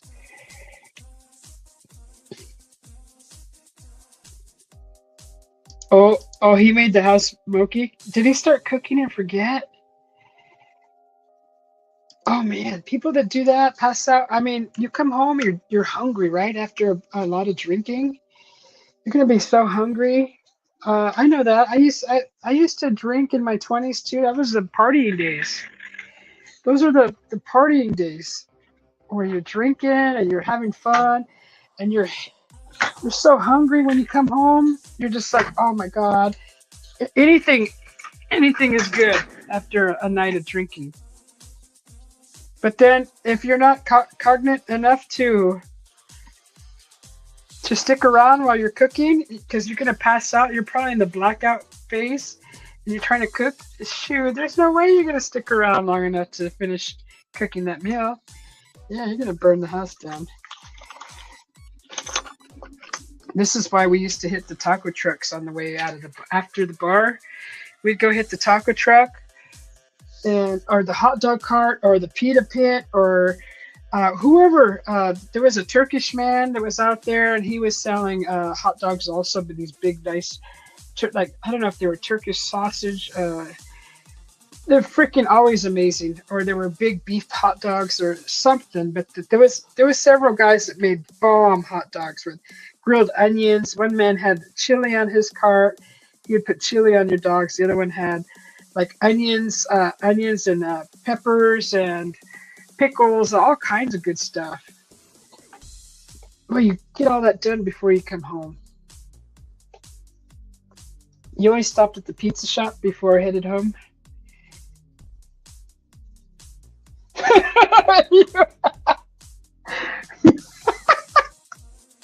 You would fill up colored water balloons? What? Oh my God, I forgot to put up the frickin' I'll put up the link if anybody wants to come up. What does that do? Just that just like fills them full of color. They're like, what happened to me? You always stop at the pizza shop before headed home. Heck yeah.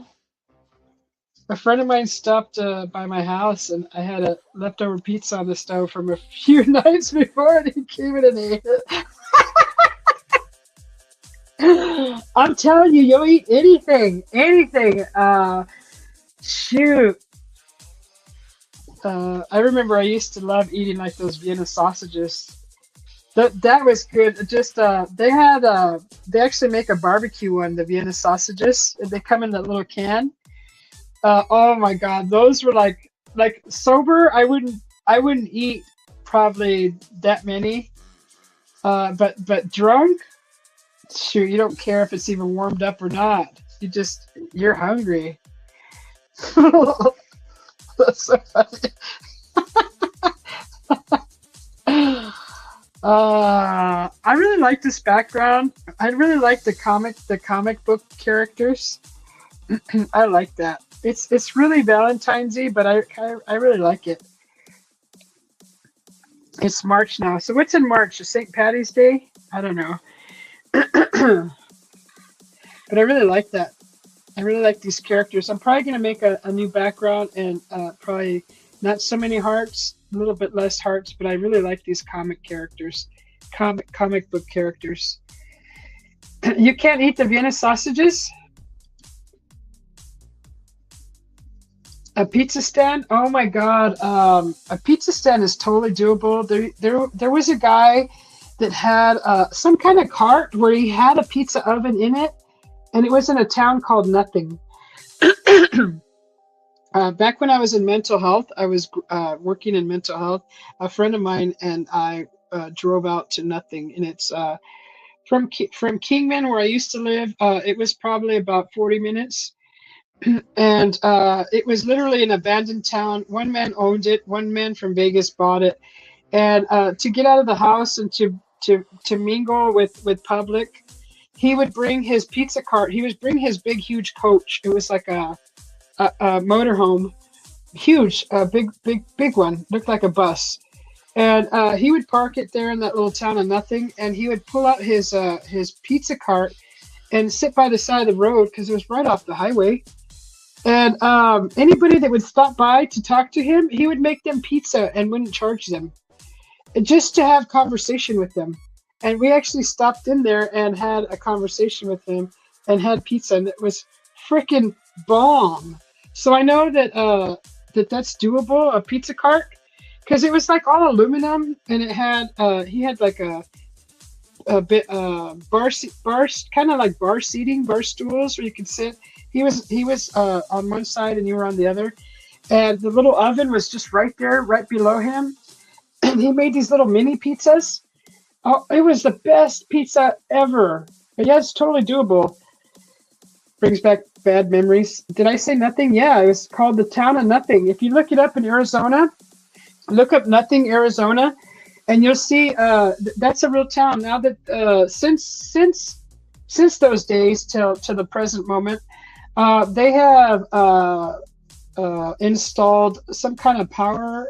I think they're phone towers, and he may have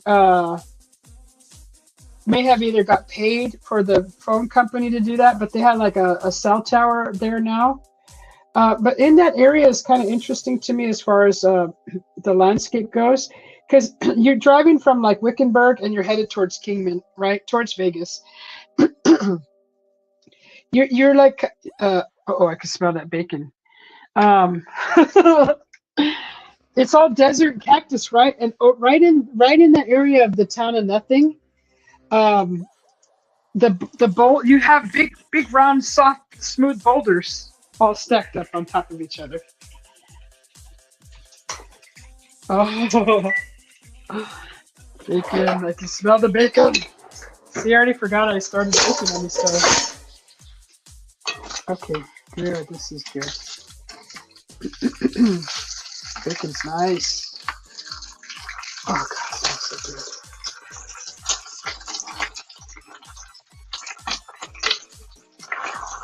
Bacon's cooking real good.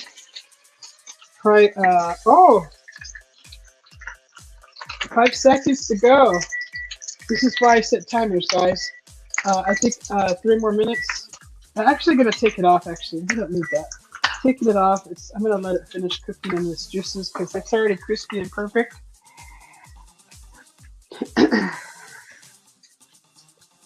This is why I set timers. Sounds like a Jehovah's Witness. No, this guy was really cool, and he loved the party. So he would have booze too, and he would make a pizza, and he'd say, "What kind of pizza you like? And what kind of toppings?" And you just tell him, and he'd make it. And then, if you try to pay him, he wouldn't accept it. And yeah, I believe he offered some booze too. If he had booze around, some kind of liquor, I think he just wanted to be social. So, and he was really cool, down to earth guy. Kind of talked to you like you're a family. Just really neat. I don't know if he still owns that little town, but I remember he said he was from Vegas, and he was married. And just a really cool. I don't even remember his name. Just the coolest, neatest guy. Really cool. They have nothing. Yeah, the town of nothing has nothing. There's not even a house there. He was the what did he call it? So he was the sheriff, he was the judge, he was the everything of the town. That's how cool is that? You buy a little town and you're like the judge, you're the sheriff, you're like everything. I wrote nothing, Arizona down so I can look it up on Google Maps later. Yeah. And then on the way to Mexico, there's another place called Why. WHY. It's another little town. It's kind of a funny name. Every time we pass it, I always giggle because it's like, why? Why not? Ooh, Vienna sausage and Morgan David wine. I've never tried Morgan David wine, but that sounds like kind of like a sherry. Would that taste anything like a sherry? Because sherry is like, ah. Sounds like a cool dude. Wonder if he's got Nancy Guthrie now to talk to. I don't know if that's like an inside joke. I don't know who Nancy Guthrie is. You'll have to explain that one. Excuse me.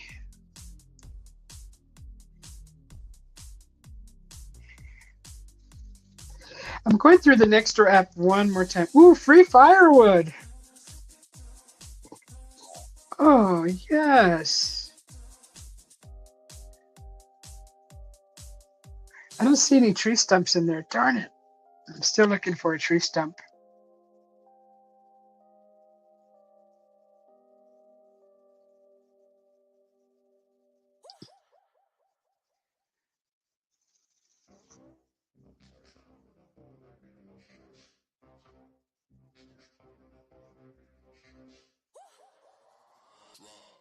Boy, that bacon smells good.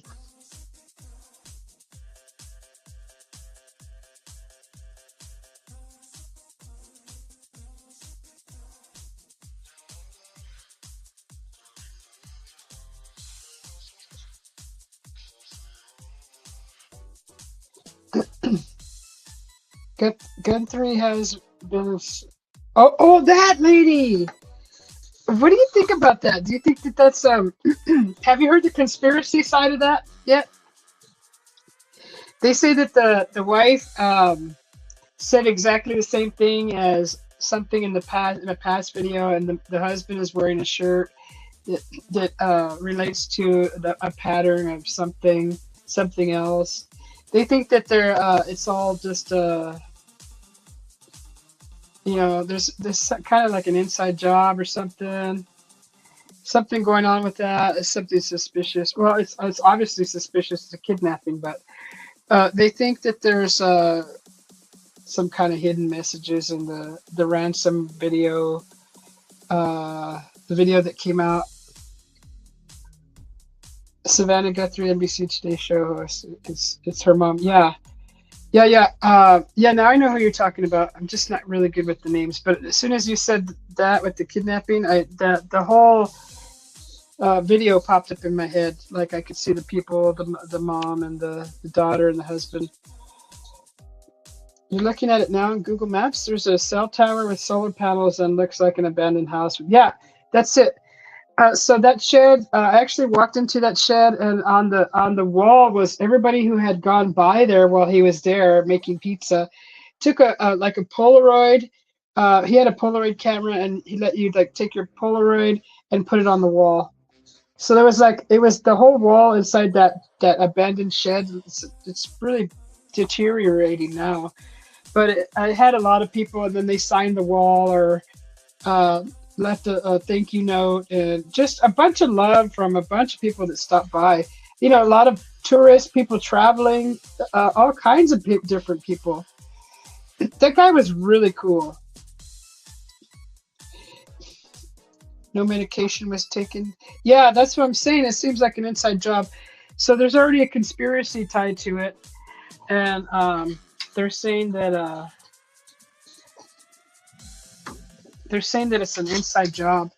There's something weird going on with the pattern of the what the daughter exactly said.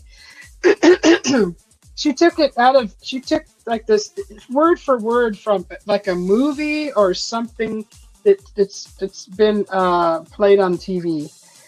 Kind of like the same word for word, almost like they're like, okay, how are we going to set up? How what are we going to say? You know, I'll use this line what I saw in this movie, and then the husband. The weird thing about his shirt match a pattern matching something in the movie or something to that effect. It was a while back ago when I read it, when I saw the video where someone was breaking it down.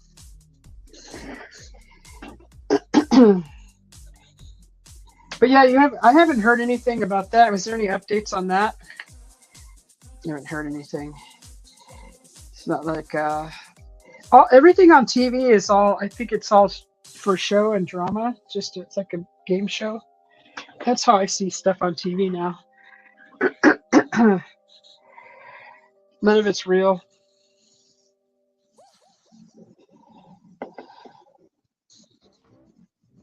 So right there in the camera, you can see that's the orange tree, and to the right of that is my mint, and then to the left, that little bush, that's the basil tree. I actually cut it down because that thing was all leaning over. I tried to secure it with a garden post, and it was just like way out of control. So I cut it down, and then to the left of that is two jalapeno plants that are next to each other, the black pot and the red pot.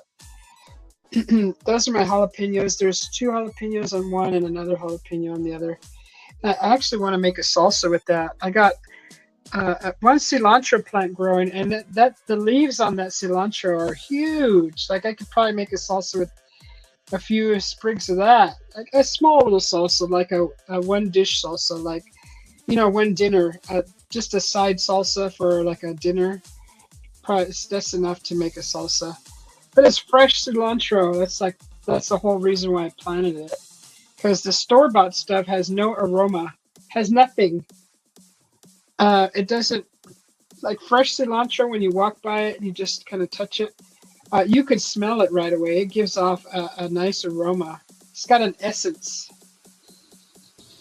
Yeah, we got oranges too. Oh, I'm supposed to be picking oranges and juicing it. Start to juice oranges because it's starting to warm up weird here. It's starting to warm up like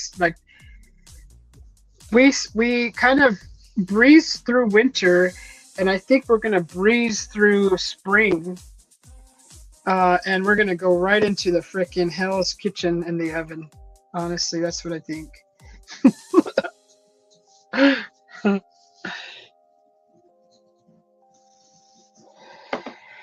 So I'm still looking for that that post with what post was I looking for? Does anybody remember? I'm a horrible news anchor.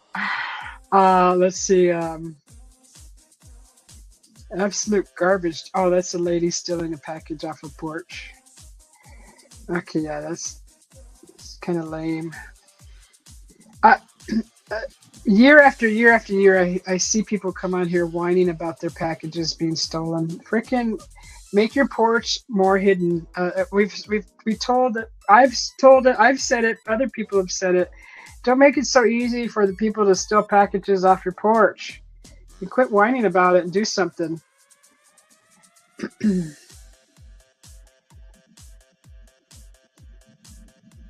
Yeah, I'm not finding. What was I looking for? It was a post. Did you see Gate Smatcher? The guy running. The guy seen walking through the neighborhood. He walked past the residence with the camera, ring cam, and then 10 minutes later, he's running back naked, putting his pants on. Did you see that? Oh, the Girl Scouts mugged you on your way out of the grocery today, huh? Oh no! Oh, what did you buy? Did you know what? I like those coconut ones, the coconut ones and the Thin Mints. But then my hubby told me, you know how much the CEO makes of Girl Scout cookies? I don't support them. I'm like, oh man, you just ruined my whole Girl Scout cookie excitement. He gave me a stink eye about the Girl Scouts now. Like, that's messed up.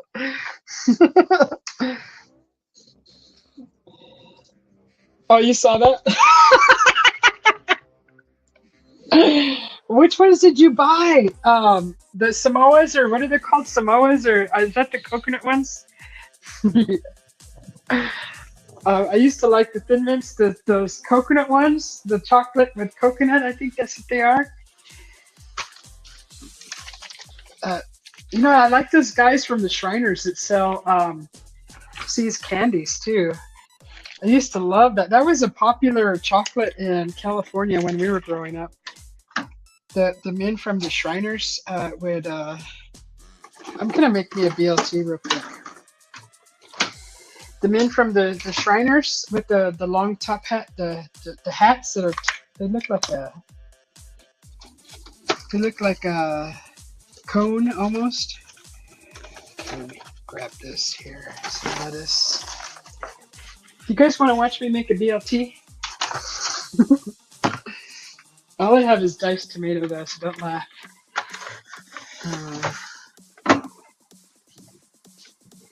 Diced tomato. Should I toast my BLT? I was talking about pizza earlier too. I know it ends up being all about food all the time, but I watched this guy. He called it like I don't know what he called it, but in the comments they're like, "That's a deep dish." But he basically made like a deep dish pizza, and then put a crust over it, and then sauce on top of the crust. Cooked it for like 30 minutes. He said it was 10 minutes with the crust on top without the sauce. Then he took it out after 10 minutes, put sauce on it, and then put it in for another 20 minutes.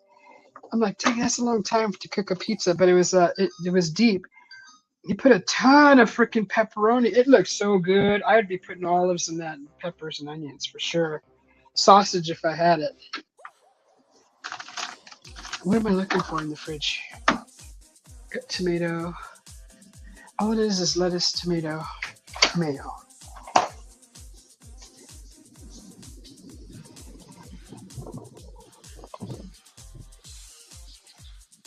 That pizza sounds good. You mentioned pizza earlier. The girls made $50. Oh my god! You got the Thin Mints. The peanut butter.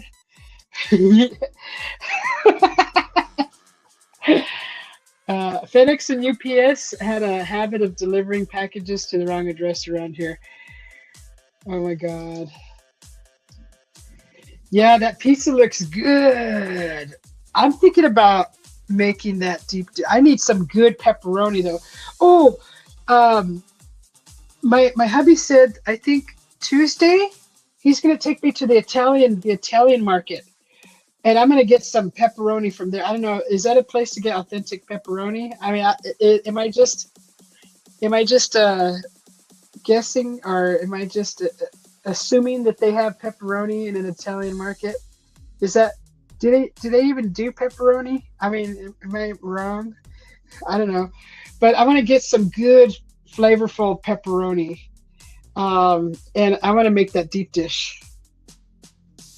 That does sound good, huh? He did it in a deep, looked like a cast iron. So he put the flour, the dough in there, and he put was it sauce? He put sauce in there. He put a ton of cheese.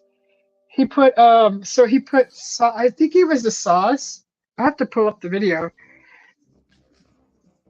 He put a ton of cheese. He put a ton of pepperonis. I mean, he just threw them all in there. It was like a pile of pepperoni in there. I was like, oh my God. I could already taste that cheese and the pepperoni in my mouth, taking a bite out of that. You thought about getting a pizza? Is it just like a pizza day, huh? You're gonna make yourselves double crusted chicken strips and homemade fries. Oh, nice. Okay, so I'm right. Then the Italian market should have pepperoni, huh? Hello, Josie. How are you doing? Good to see you. Yeah, so I'm excited because he's been going there for I think the past couple of years now, and I've never even been in there because my hubby does all the shopping, which is fine. Okay, what kind of bread do I got? I have a sourdough, or I could put it on a burger brioche bun. I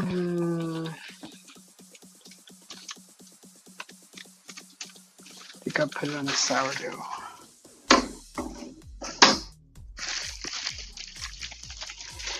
Some homemade fries. Oh, that sounds good too.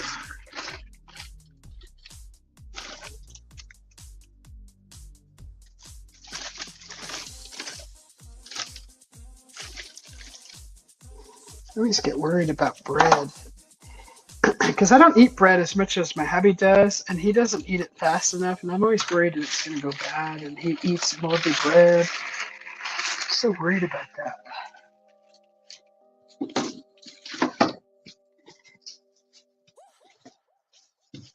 All right.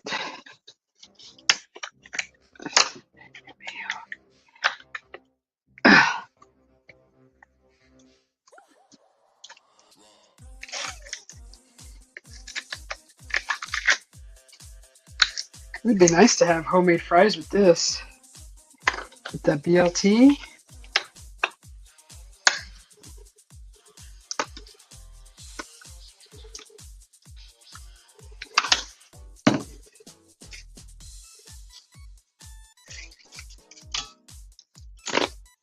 Mmm. Oh, this bacon's crispy. I don't know if you guys can hear me crunching on it.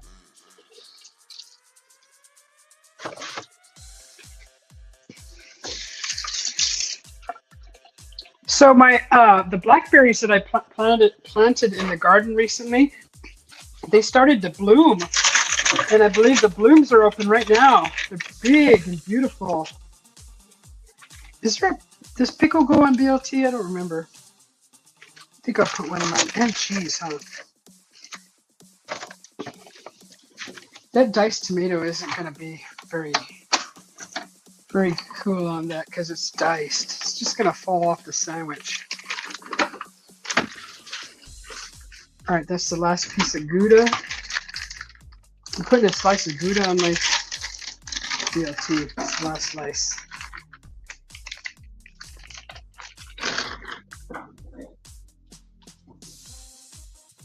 All right. That.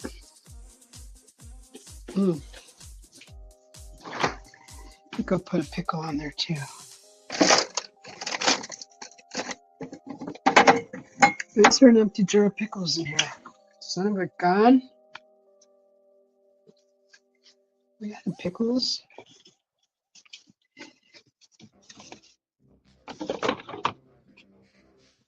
Oh, really? I guess my hubby's been eating the pickles. Huh. All right, there's no pickle. I want some pepperoncinis. Why is there no juice in here? Oh, I think I used it for the. I think I used the pepperoncini juice for that last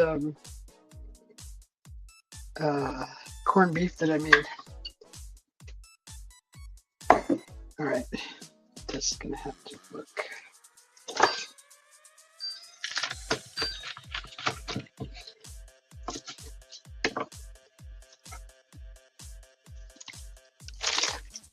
Hmm.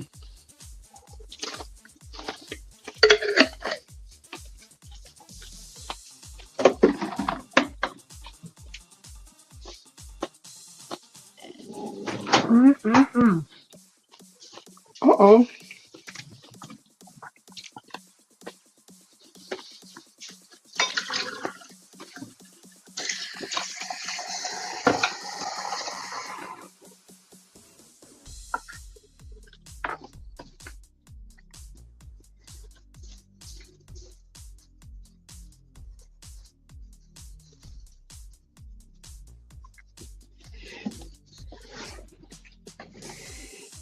Heat Smasher says, hello, Josie.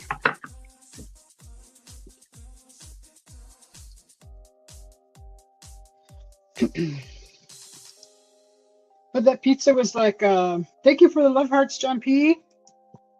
Pizza was like a pizza.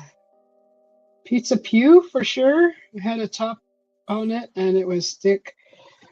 Oh my God. Oh, pizza pie is what you wanted to say. Yeah, that pizza looked really good. Hmm.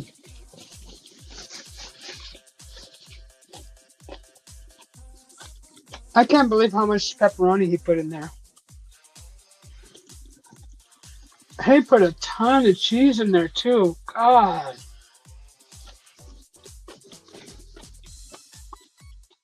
It took like 30 minutes to cook. I mean, you could do a calzone like that too. That was a ton of pepperoni. I couldn't believe it.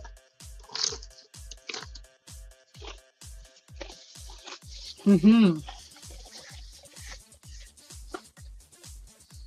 Freshly shredded mozzarella. Mm-hmm.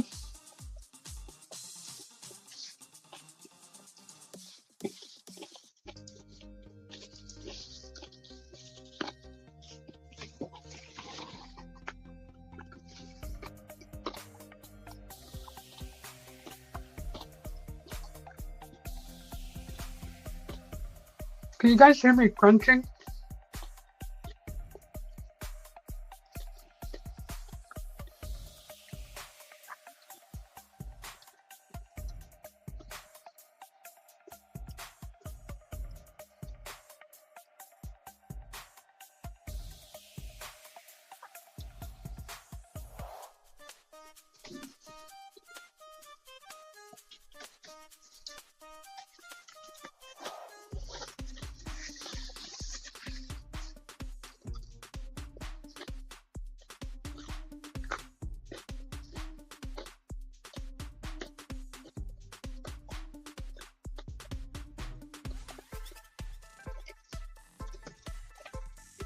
Oh, you got a strawberry festival going on over there? Strawberry pie?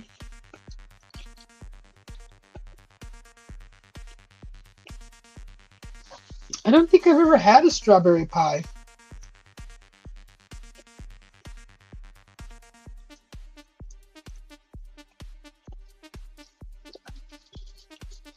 Usually it's like I think what I've had before, I think it's a strawberry rhubarb pie. I don't think I've ever had a strawberry pie.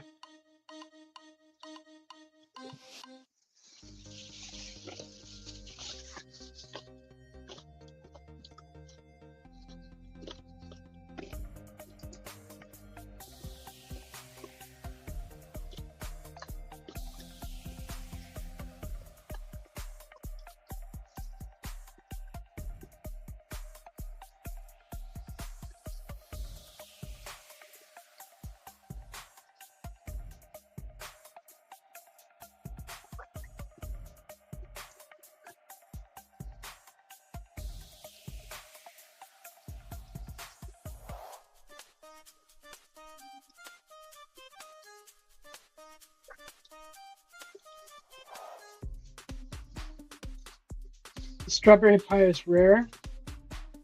Oh, what does it say? There was a local family-owned restaurant here that made great pizzas. They would put a layer of ground beef and then add all the other toppings. They were the best pizzas I've ever eaten. They closed? Aww. The strawberry pie is rare, and that's unbelievably too damn tasty.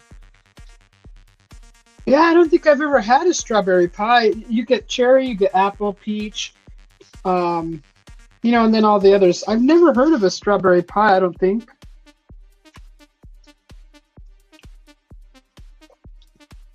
It's not baked. Well, maybe the maker is. It's been down a few years ago.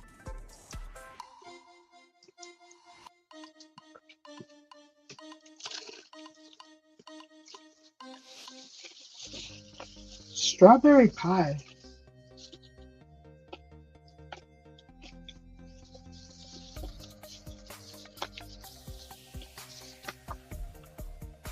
Hmm.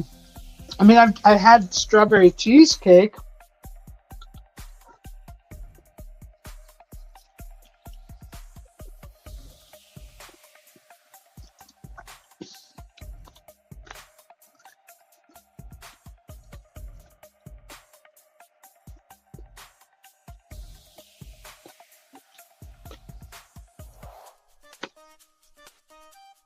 What else? What else have I seen lately?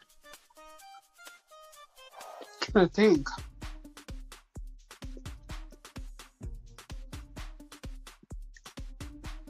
Did anybody see the alignment?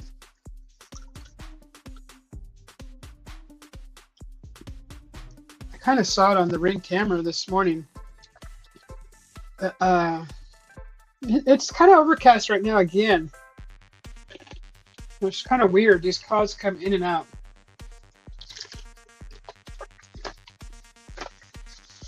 It's probably why I didn't notice the moon last night, because it was overcast. That thing was bright.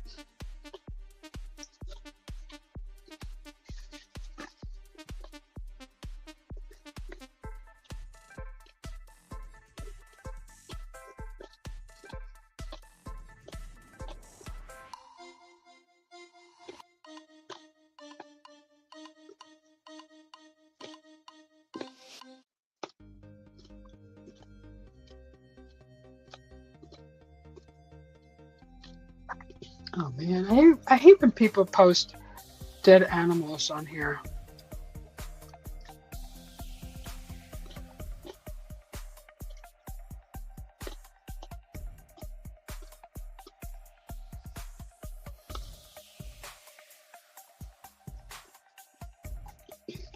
Cold strawberry pie with a very tasty crust. I'm not sure what she uses. It was a nice day here. 85 there? It's 89 here right now. 75? Yeah, it's been really nice.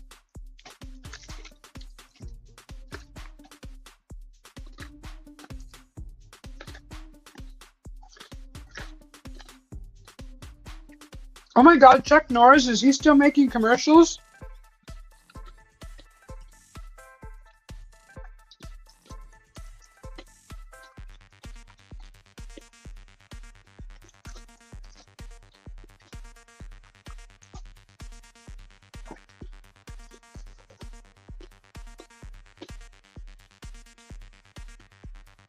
Chuck Norris is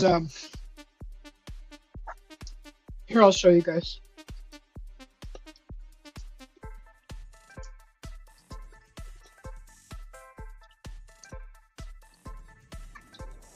Is this his family? 30 years later, is still throwing punches. What's his secret? Watch his video. Take the aging type quiz. That's total quick clickbait. I wonder if those are his daughters.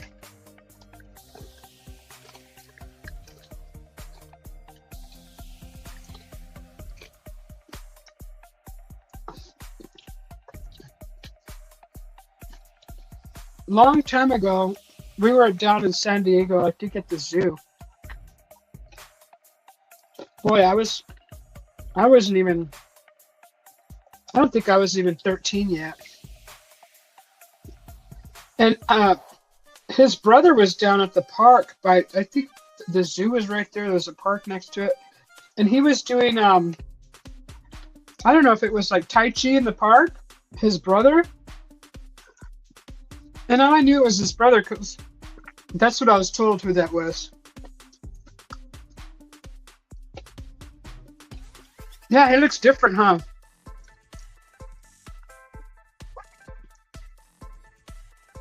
I wonder if I can replay it.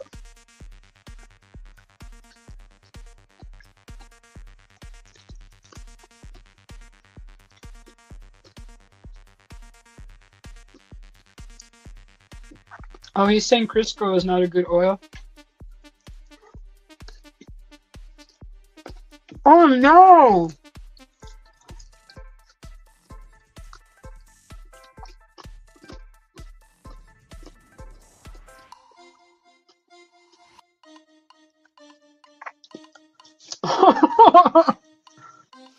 He's dogging the cereal companies and nobody ever drank orange juice. Oh my God, is he going like?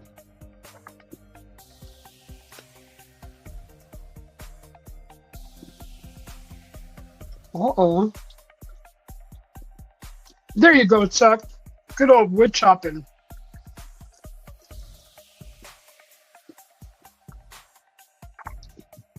He still looks good. Wow.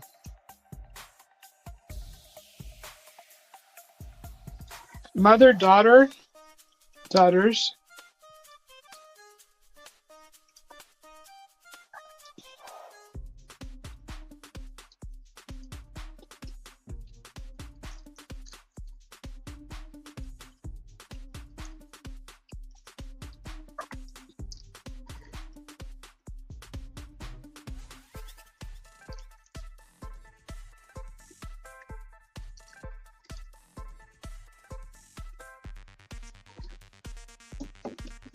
All right, yeah, I don't know about all the other stuff.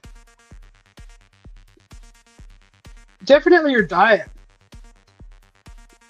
He's like so healthy. I just saw the other day, if you're trying to stay full for a good portion of your day, people get up and they drink their coffee and they do a bagel, and they do cereal, they do whatever it is, breakfast. I saw this one channel. It actually is a doctor, I believe. That's a doctor. He said that people eat eggs all wrong. You're supposed to, I guess, have your eggs over easy and leave the yolk runny in there, because you overcook the yolk, then you're cooking out all the nutrients that sets off chemical reactions in the body that help start actually burning fat and telling the brain that you're full, that you're not hungry. Like all these things happen when you don't overcook your egg yolk, is basically what this science was saying. And if you eat 3 eggs, they said don't listen to what they say about the cholesterol and eating so many eggs, but they said basically 3 over easy eggs in the morning, and that's it. Like don't put a carb with it. Just the eggs, and you'll be satisfied throughout your day with energy, enough energy to take you to your next meal. And I thought that was interesting how they broke it down and explained about the yolk, because all the good nutrients are in the yolk, and once that yolk enters the body, some of the chemicals in the body break it down and then send signals to the brain, and it just starts to like it creates like some kind of a reaction to where you feel energetic, you don't feel sluggish, there's no crash, and your brain will basically tell you that you're not hungry all day until you really are hungry. So there won't be any snacking in between. Oh, I love runny yolks too. Have you ever had a burger like that? Oh my God. Yeah, so that was Chuck Norris. I guess he's doing something called let me click on it. Roundhouse Provisions. I don't know what he's selling, but that was one of the ads here in the. What is it? So there's a free quiz to see if you're eating properly or whatever. But yeah, the 3 eggs. So 3 eggs in the morning. It sounds like a lot, but he said some people just totally cut out the yolk and just eat the whites because they're like on a low cholesterol or whatever. But that science behind the yolks was interesting.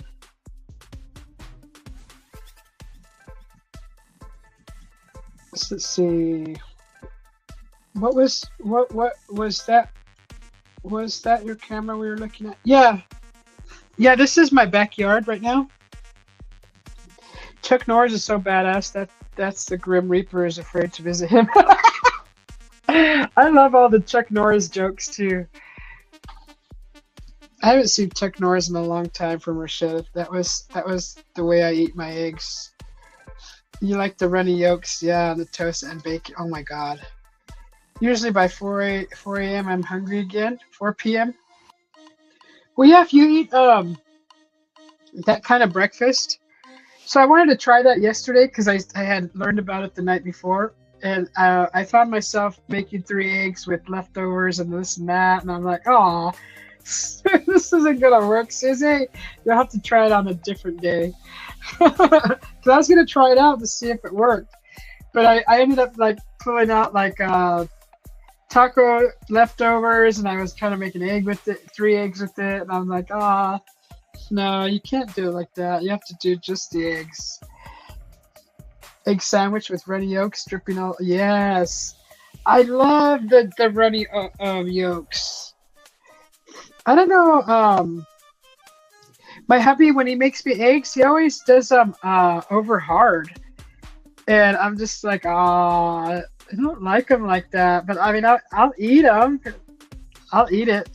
Egg is an egg, but I like them. I actually like them runny. They're so much better.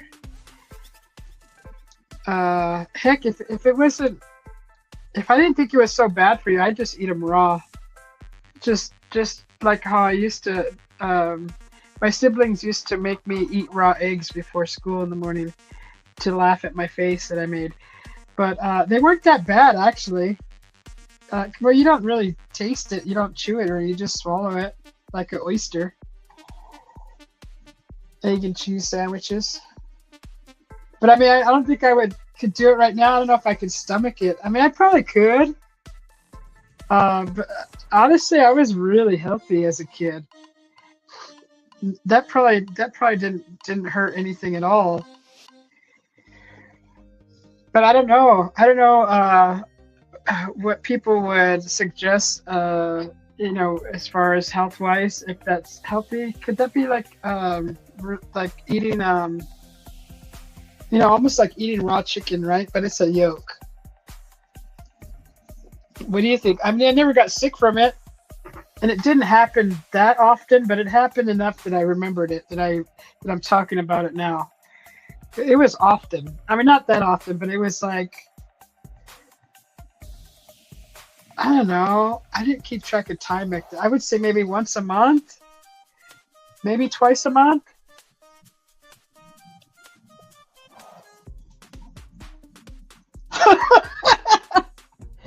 You got paid in egg sandwiches? You carried your own bacon? Are you kidding me?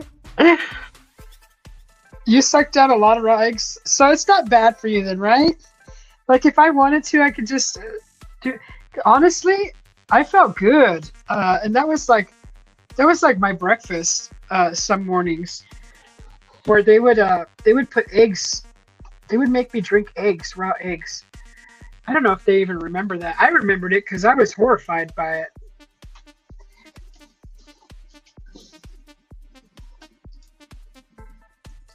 Well, some people put raw eggs in their protein shakes. I've seen that done. It can't be that bad for you. Like, you know, like food poisoning or anything, right? I would think they'd be real good for you. Yes, if you guys are interested in that Chuck Norris thing, just go to oh man, it's called Roundhouse Provisions. If you want to take that quiz to see if to see if you can if you're eating healthy or whatever. If you're interested in that, Roundhouse Provisions. That's with Chuck Norris.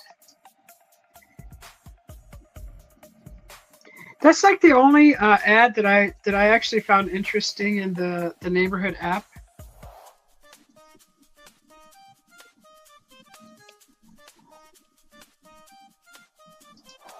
I wonder if that's why I was so strong. Because I mean, we growing up, we walked to school, which wasn't too far away, and then we were active all day long. We came home, and then we weren't allowed to come into the house until the dinner was ready, or we weren't allowed to just come in the house and lounge around. So we were always thrown outside, and they're like, go outside, go play, go play, go play. So then we'd have to be, and there was plenty of stuff to do. Honestly, there was mud to play in, there was trees to climb in, there was grass to lay in, and we had a shed in the backyard where I used to love going and looking at all the tools, and I never played with them because I knew better. But I used to love just looking at them all, the smell of the shed in the middle, um, the dirt, that smell, the sheet metal that the shed was made from, just kind of pieced all together by my dad. Uh, but we had also another metal shed next to that was one of those ones that you put together that you buy at like Home Depot, all metal shed with the 100,000 million trillion screws that you got to attach it with or put it together with. What are you going to plant in your garden?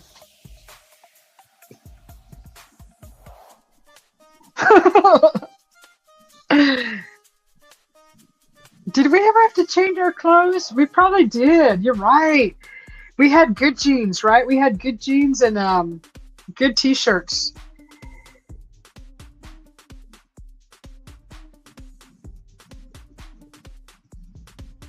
I forgot about that. We had to change our clothes.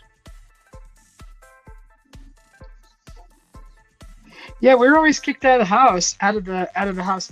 Oh gosh, guys, I was watching a video too the other day about how obesity started in America. So back in the 80s, I was watching how they said that everybody that lived in a household, um, everybody that lived in a household basically, uh, like the mothers walked home from the grocery, the fathers worked all day, the kids, they used a push mower to mow the lawn. Meals were only prepared at the time that they were supposed to be prepared, and we didn't have snacking in between back then. So all the conveniences that have been brought to us have made us lazy. And they also talked about the portions from any kind of dine-ins or diners or drive-ins, things like that. How a hamburger, the size of it was so many ounces, and as the years progressed, they started tacking on the ounces in a burger and then adding more patties to a regular burger, causing the consumers to consume more in a sitting. So that's what those were the little subtle changes that they showed in that video over time from the 80s. And they showed the statistics of the people who were overweight to now. It was like barely 10%, I think 10 or 13% back in the 80s. And then now it's like way tripled. Like there's so much obesity right now because of all those little subtle changes throughout the years, the decades. And um, I was like, honestly, before I watched that video, I was thinking, what the hell happened to us in America with all the people, the obese people, the obesity. Because I mean, I'm not a skinny, little skinny mini myself, and I was just kind of wondering what the heck went wrong. But they were right.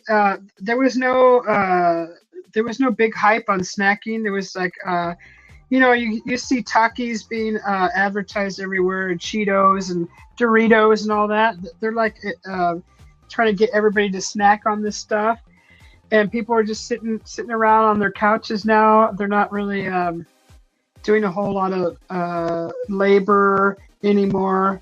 They're not being busy. Kids are inside on their little tablets or laptops or whatever on the couch, laying around all the time with the screen glued to their face instead of being outside playing and exercising like we did growing up.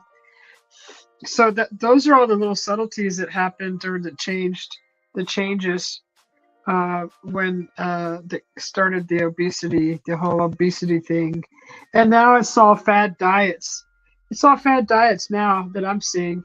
Aside from that video, totally aside from that, all the fads, the frickin' Mediterranean diet, the frickin' keto diet, the carnivore diet. I'm seeing a lot of carnivore diet lately. That's kind of weird. And all these companies charging you hundreds of dollars to join this thing and buy this app and do this and do that. So basically, they all made us all fat. Now they're all charging us to get skinny again. You know what I mean? It's crazy. You lived on a farm? You don't remember changing clothes after school? Did you go to school in your suspenders, Rochette? And your overalls? We lived on a farm, so there was always work to do, right? And the bus. Oh, the buns? We are what moms made. We didn't have restaurants. Right. And if you didn't like what was cooked that meal that night, you didn't eat. So we didn't have a choice to say, oh, I don't like that, and I'm going to go to the refrigerator and make myself a little pickle sandwich, right? That was not allowed. So you either ate what mom made or you would go to bed hungry. That's how it was back then. But now, if you don't like what's being made, what happens? You usually, I'm sure families are allowing this, like letting the kid throw a tantrum and going out to McDonald's instead and getting a freaking whatever they want, or letting them eat cookies instead or whatever. But I'm just saying with our household back then, if you didn't like what was on the table, which that was never the case. There was a few times where my mother cooked liver, and all that liver ended up on my plate because when mom wasn't looking, that liver was on my plate. I'm the only one that liked it. I never had a problem with mom's cooking. I loved it, all of it. You didn't have AC either, so we sweated our fat off, right? But you were never fat in the beginning. I'm telling you, I mean, I was a chubby kid. I was always a bigger kid. I was born big. I was born 10 pounds, 11 ounces. I thought it was 11, but I looked at my birth certificate, it's 10. I was always a big kid. I was wearing size 1 clothes when I was born. I was always big. And so I never was really a baby. But yeah, I totally get that. I don't remember if we had AC in the house. I don't ever remember it being scorching hot either, like uncomfortable hot. That's the kind of stuff you remember, right? I don't remember ever having like a overly hot summers. I don't remember it at all. The ingredients in the buns for burgers are tainted. Oh, that's another thing they said. They were talking about in the video about the ingredients changing. How they started using like motor oil stuff as cheaper ingredients to put in food. And that stuff, causing diabetes and obesity, all kinds of stuff. Like all those cheap ingredients that they wanted to save money with. To make the same product but save money so they could make more profit. That right there ended up screwing the world, the people in general, our health. So now we have to freaking read all the labels and make sure we're not eating. Like look what Chuck Norris just showed on his video. They were putting food coloring in Crisco and calling that butter. Because I think that's what they would call margarine, right? Margarine and butter. Margarine is like Crisco with food coloring, and they just add all these other little fillers to make it like look creamy. It's crazy. You were 10 pounds 9 ounces? Dang, you're a big baby too. Yeah, we had fans. We had ceiling fans. I don't ever remember having an AC air condition, and we had a fireplace. Um, come to think of it, I don't think we had. I'll have to ask my siblings if we had an air condition in the house. Maybe a swamp cooler. Maybe a swamp cooler on top where you had to put water in it.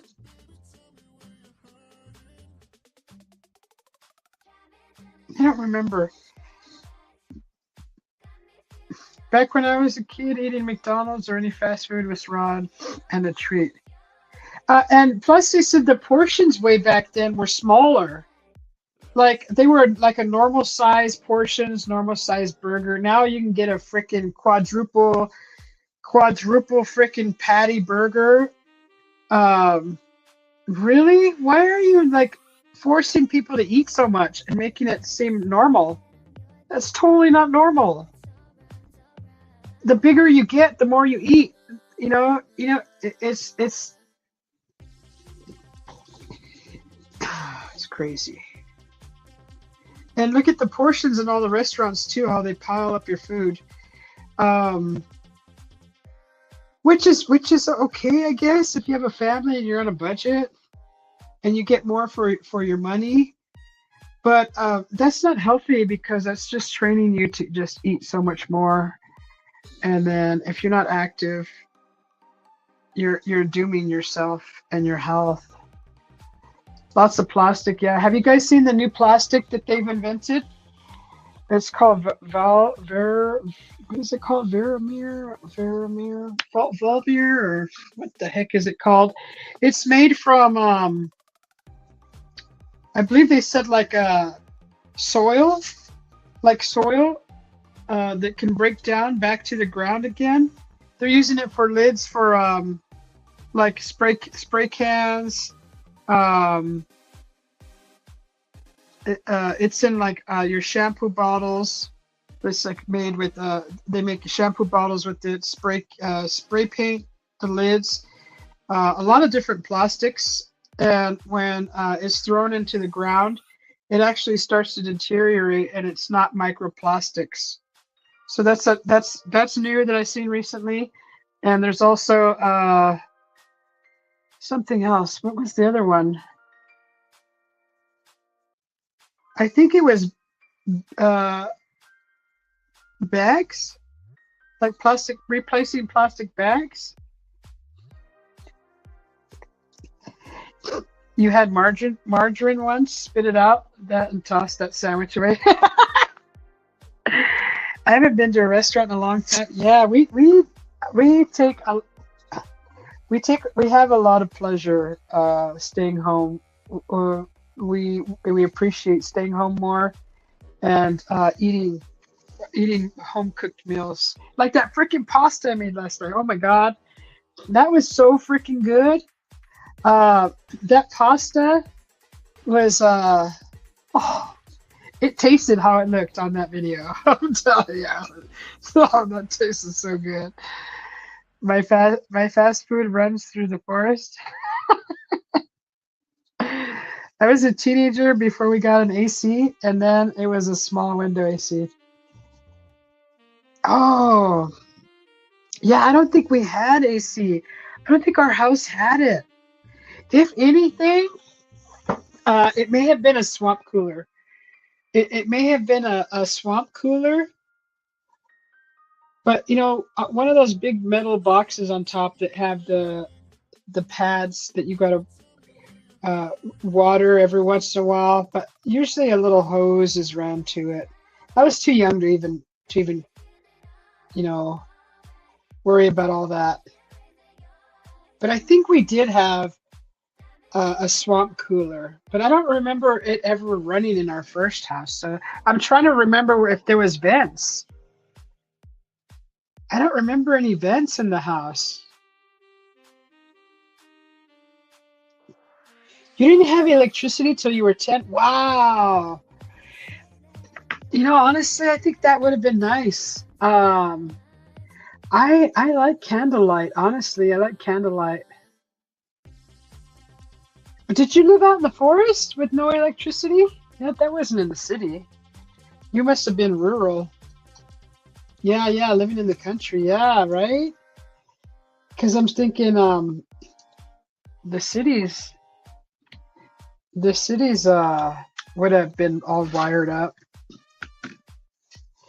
But yeah, that video with how this guy like pulled up a bunch of 80s videos, and he was showing what people looked like, how people, worked, and how people cleaned, um, and how dinners were made, and kind of like the rules and how it was back then, and um,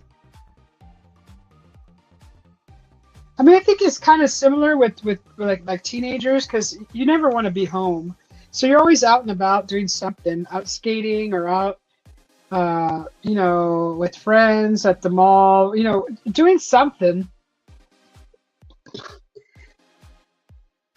But we didn't live close to the mall, and we weren't allowed to like take a bus anywhere, so we had to like play in our neighborhood or in the backyard. And our parents made our backyard uh, so nice that if nobody was home and we were in our backyard, we would have something to eat. So our backyard was our babysitter, basically our nanny. And if we got hungry and if the almonds were ready, we would just like knock some, or they'd already be on the ground. Or if the cherries were in season, our cherry tree, we'd pull cherries off of it. We had a loquat tree. If that was in season, we would sit and eat some of those. Um, we had a garden with tomatoes, so we could always eat the tomatoes off of that. The blackberries, we had blackberries, and we could just pick those off. What else was edible back there? We had pears, and we had, like, I believe, an orange tree. We had a pear tree that I believe my father had spliced, not spliced, grafted a different type of pear on there. So it had several different types of pears. And so we always had food back there. And that was like the best ever. There was always something to eat. We never had to ask anybody for anything. That was the best. An almond tree, cherry tree, pear tree, orange tree, loquats, blackberries. The like I want to say is like a salsa garden because it was cilantro, always cilantro, jalapenos, tomatoes, green onions, and that's about all I remember growing. The honeysuckle, that was like a nice little sweet treat. Uh, can't think of anything else that grew back there that was edible. So I know the blackberries; that's what I always ate. Oh, we had an avocado in the front.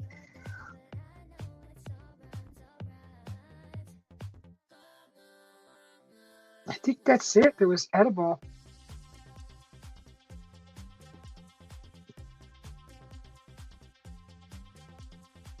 We had a castor bean tree too.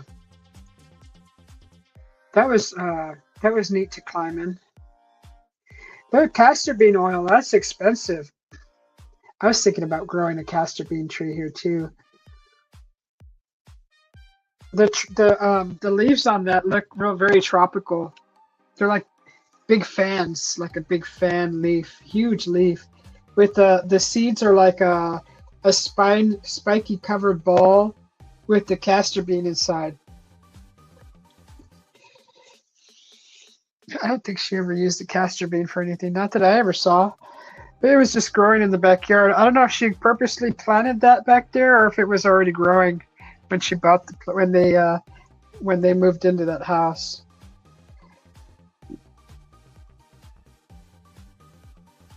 Oh, is there a rocket launch tonight?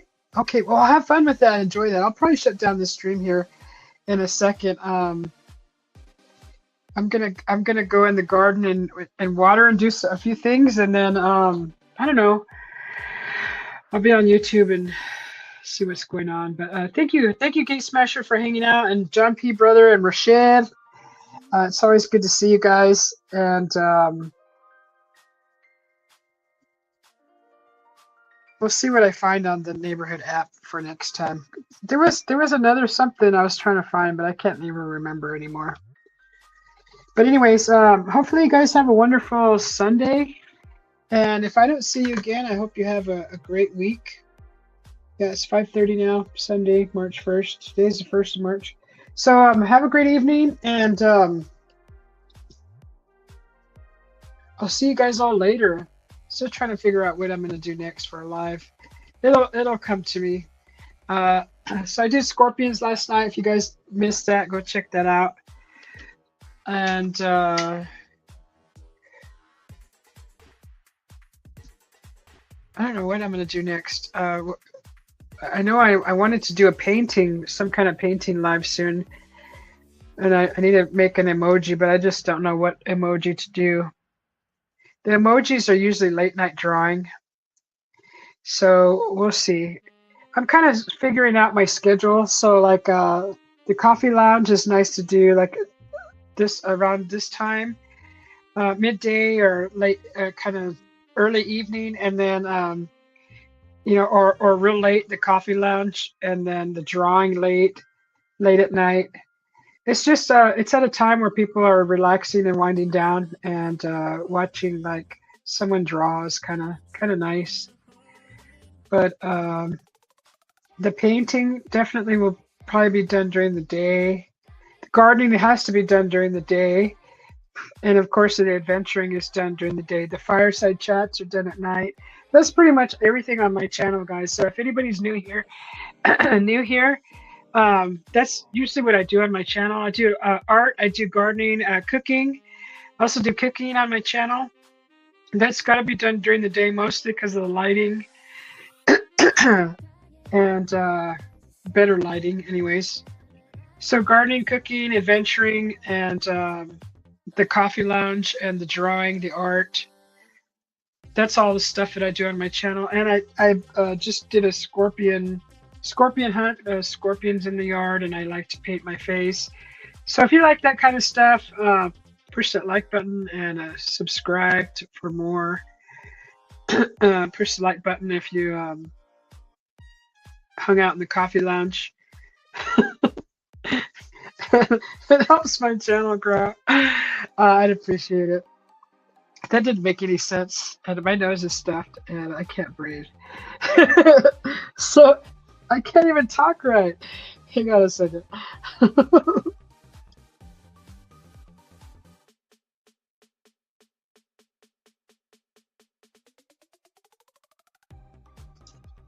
Okay. Yeah. Stay positive, says Geek Smasher. Keep the bacon frying. That was a nice BLT I had. Rochelle says, catch you later. And thank you all for coming in. Let's just see real quick who's top fans. I'm going to name off the top fans right now. And looks like Rochelle, John P., and Gate Smasher are the top fans. Mirror coming in at 4, Face the Ace 5, Mike at 6, and Josie at 7. Thank you guys for supporting the channel, and thank you for the channel members for your support also. I just got paid from YouTube after 3 or 4 months of finally accumulating enough money to get paid. And YouTube doesn't pay you until you meet a $100 threshold. So, the ads, I guess, are helping. And I definitely appreciate the support, but it's definitely if I was like alone and trying to make a living off of YouTube, I would be starving. I would definitely be selling mud pies and tamales instead. But yeah, that's not paying the bills, but just to give you an idea of what YouTube is paying. And I know you got to have like great content, great editing and all that. I don't. I'm trying to do you know, edit all the editing skills. You got to hire someone for that, or you got to pay a lot of money for the software. And honestly, I've done a lot of work on editing, and it's not paying off for people just to scroll on by. But they don't push the like button. They don't like leave a comment, and so it doesn't help my channel at all. So I always try to put out some quality content, and I do take advice from friends that come to the channel to like improve the channel.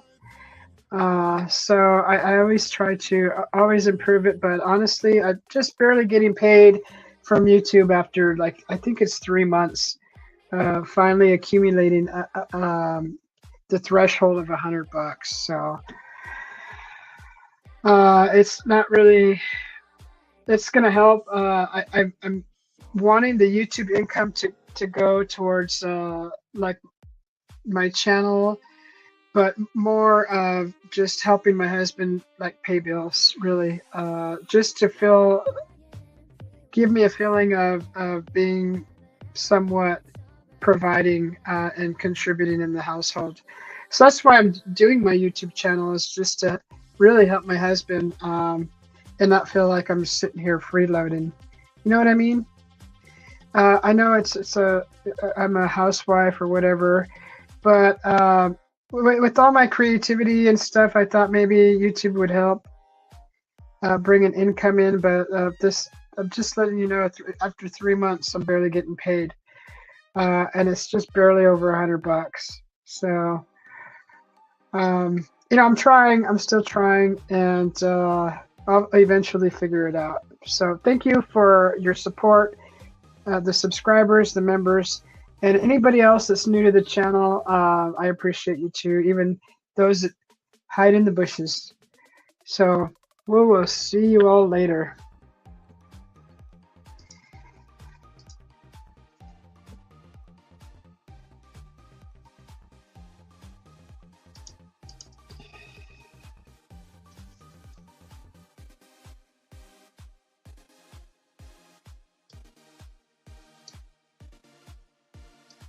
And all the music, by the way, is all done by me. None of this is YouTube music. It's stuff that I put together myself. So I do put a lot of effort into this channel, a lot of time. All these backgrounds you see, all this stuff is all done by me. So I do put a little effort into my channel. So just to let you guys know, I don't just slap everything all together. I just don't I do put a lot of effort into it. So everything you see here is all done by me. The music, backgrounds, all of that. So anyways, have a great Sunday, and hopefully if I don't see you again, have a great week.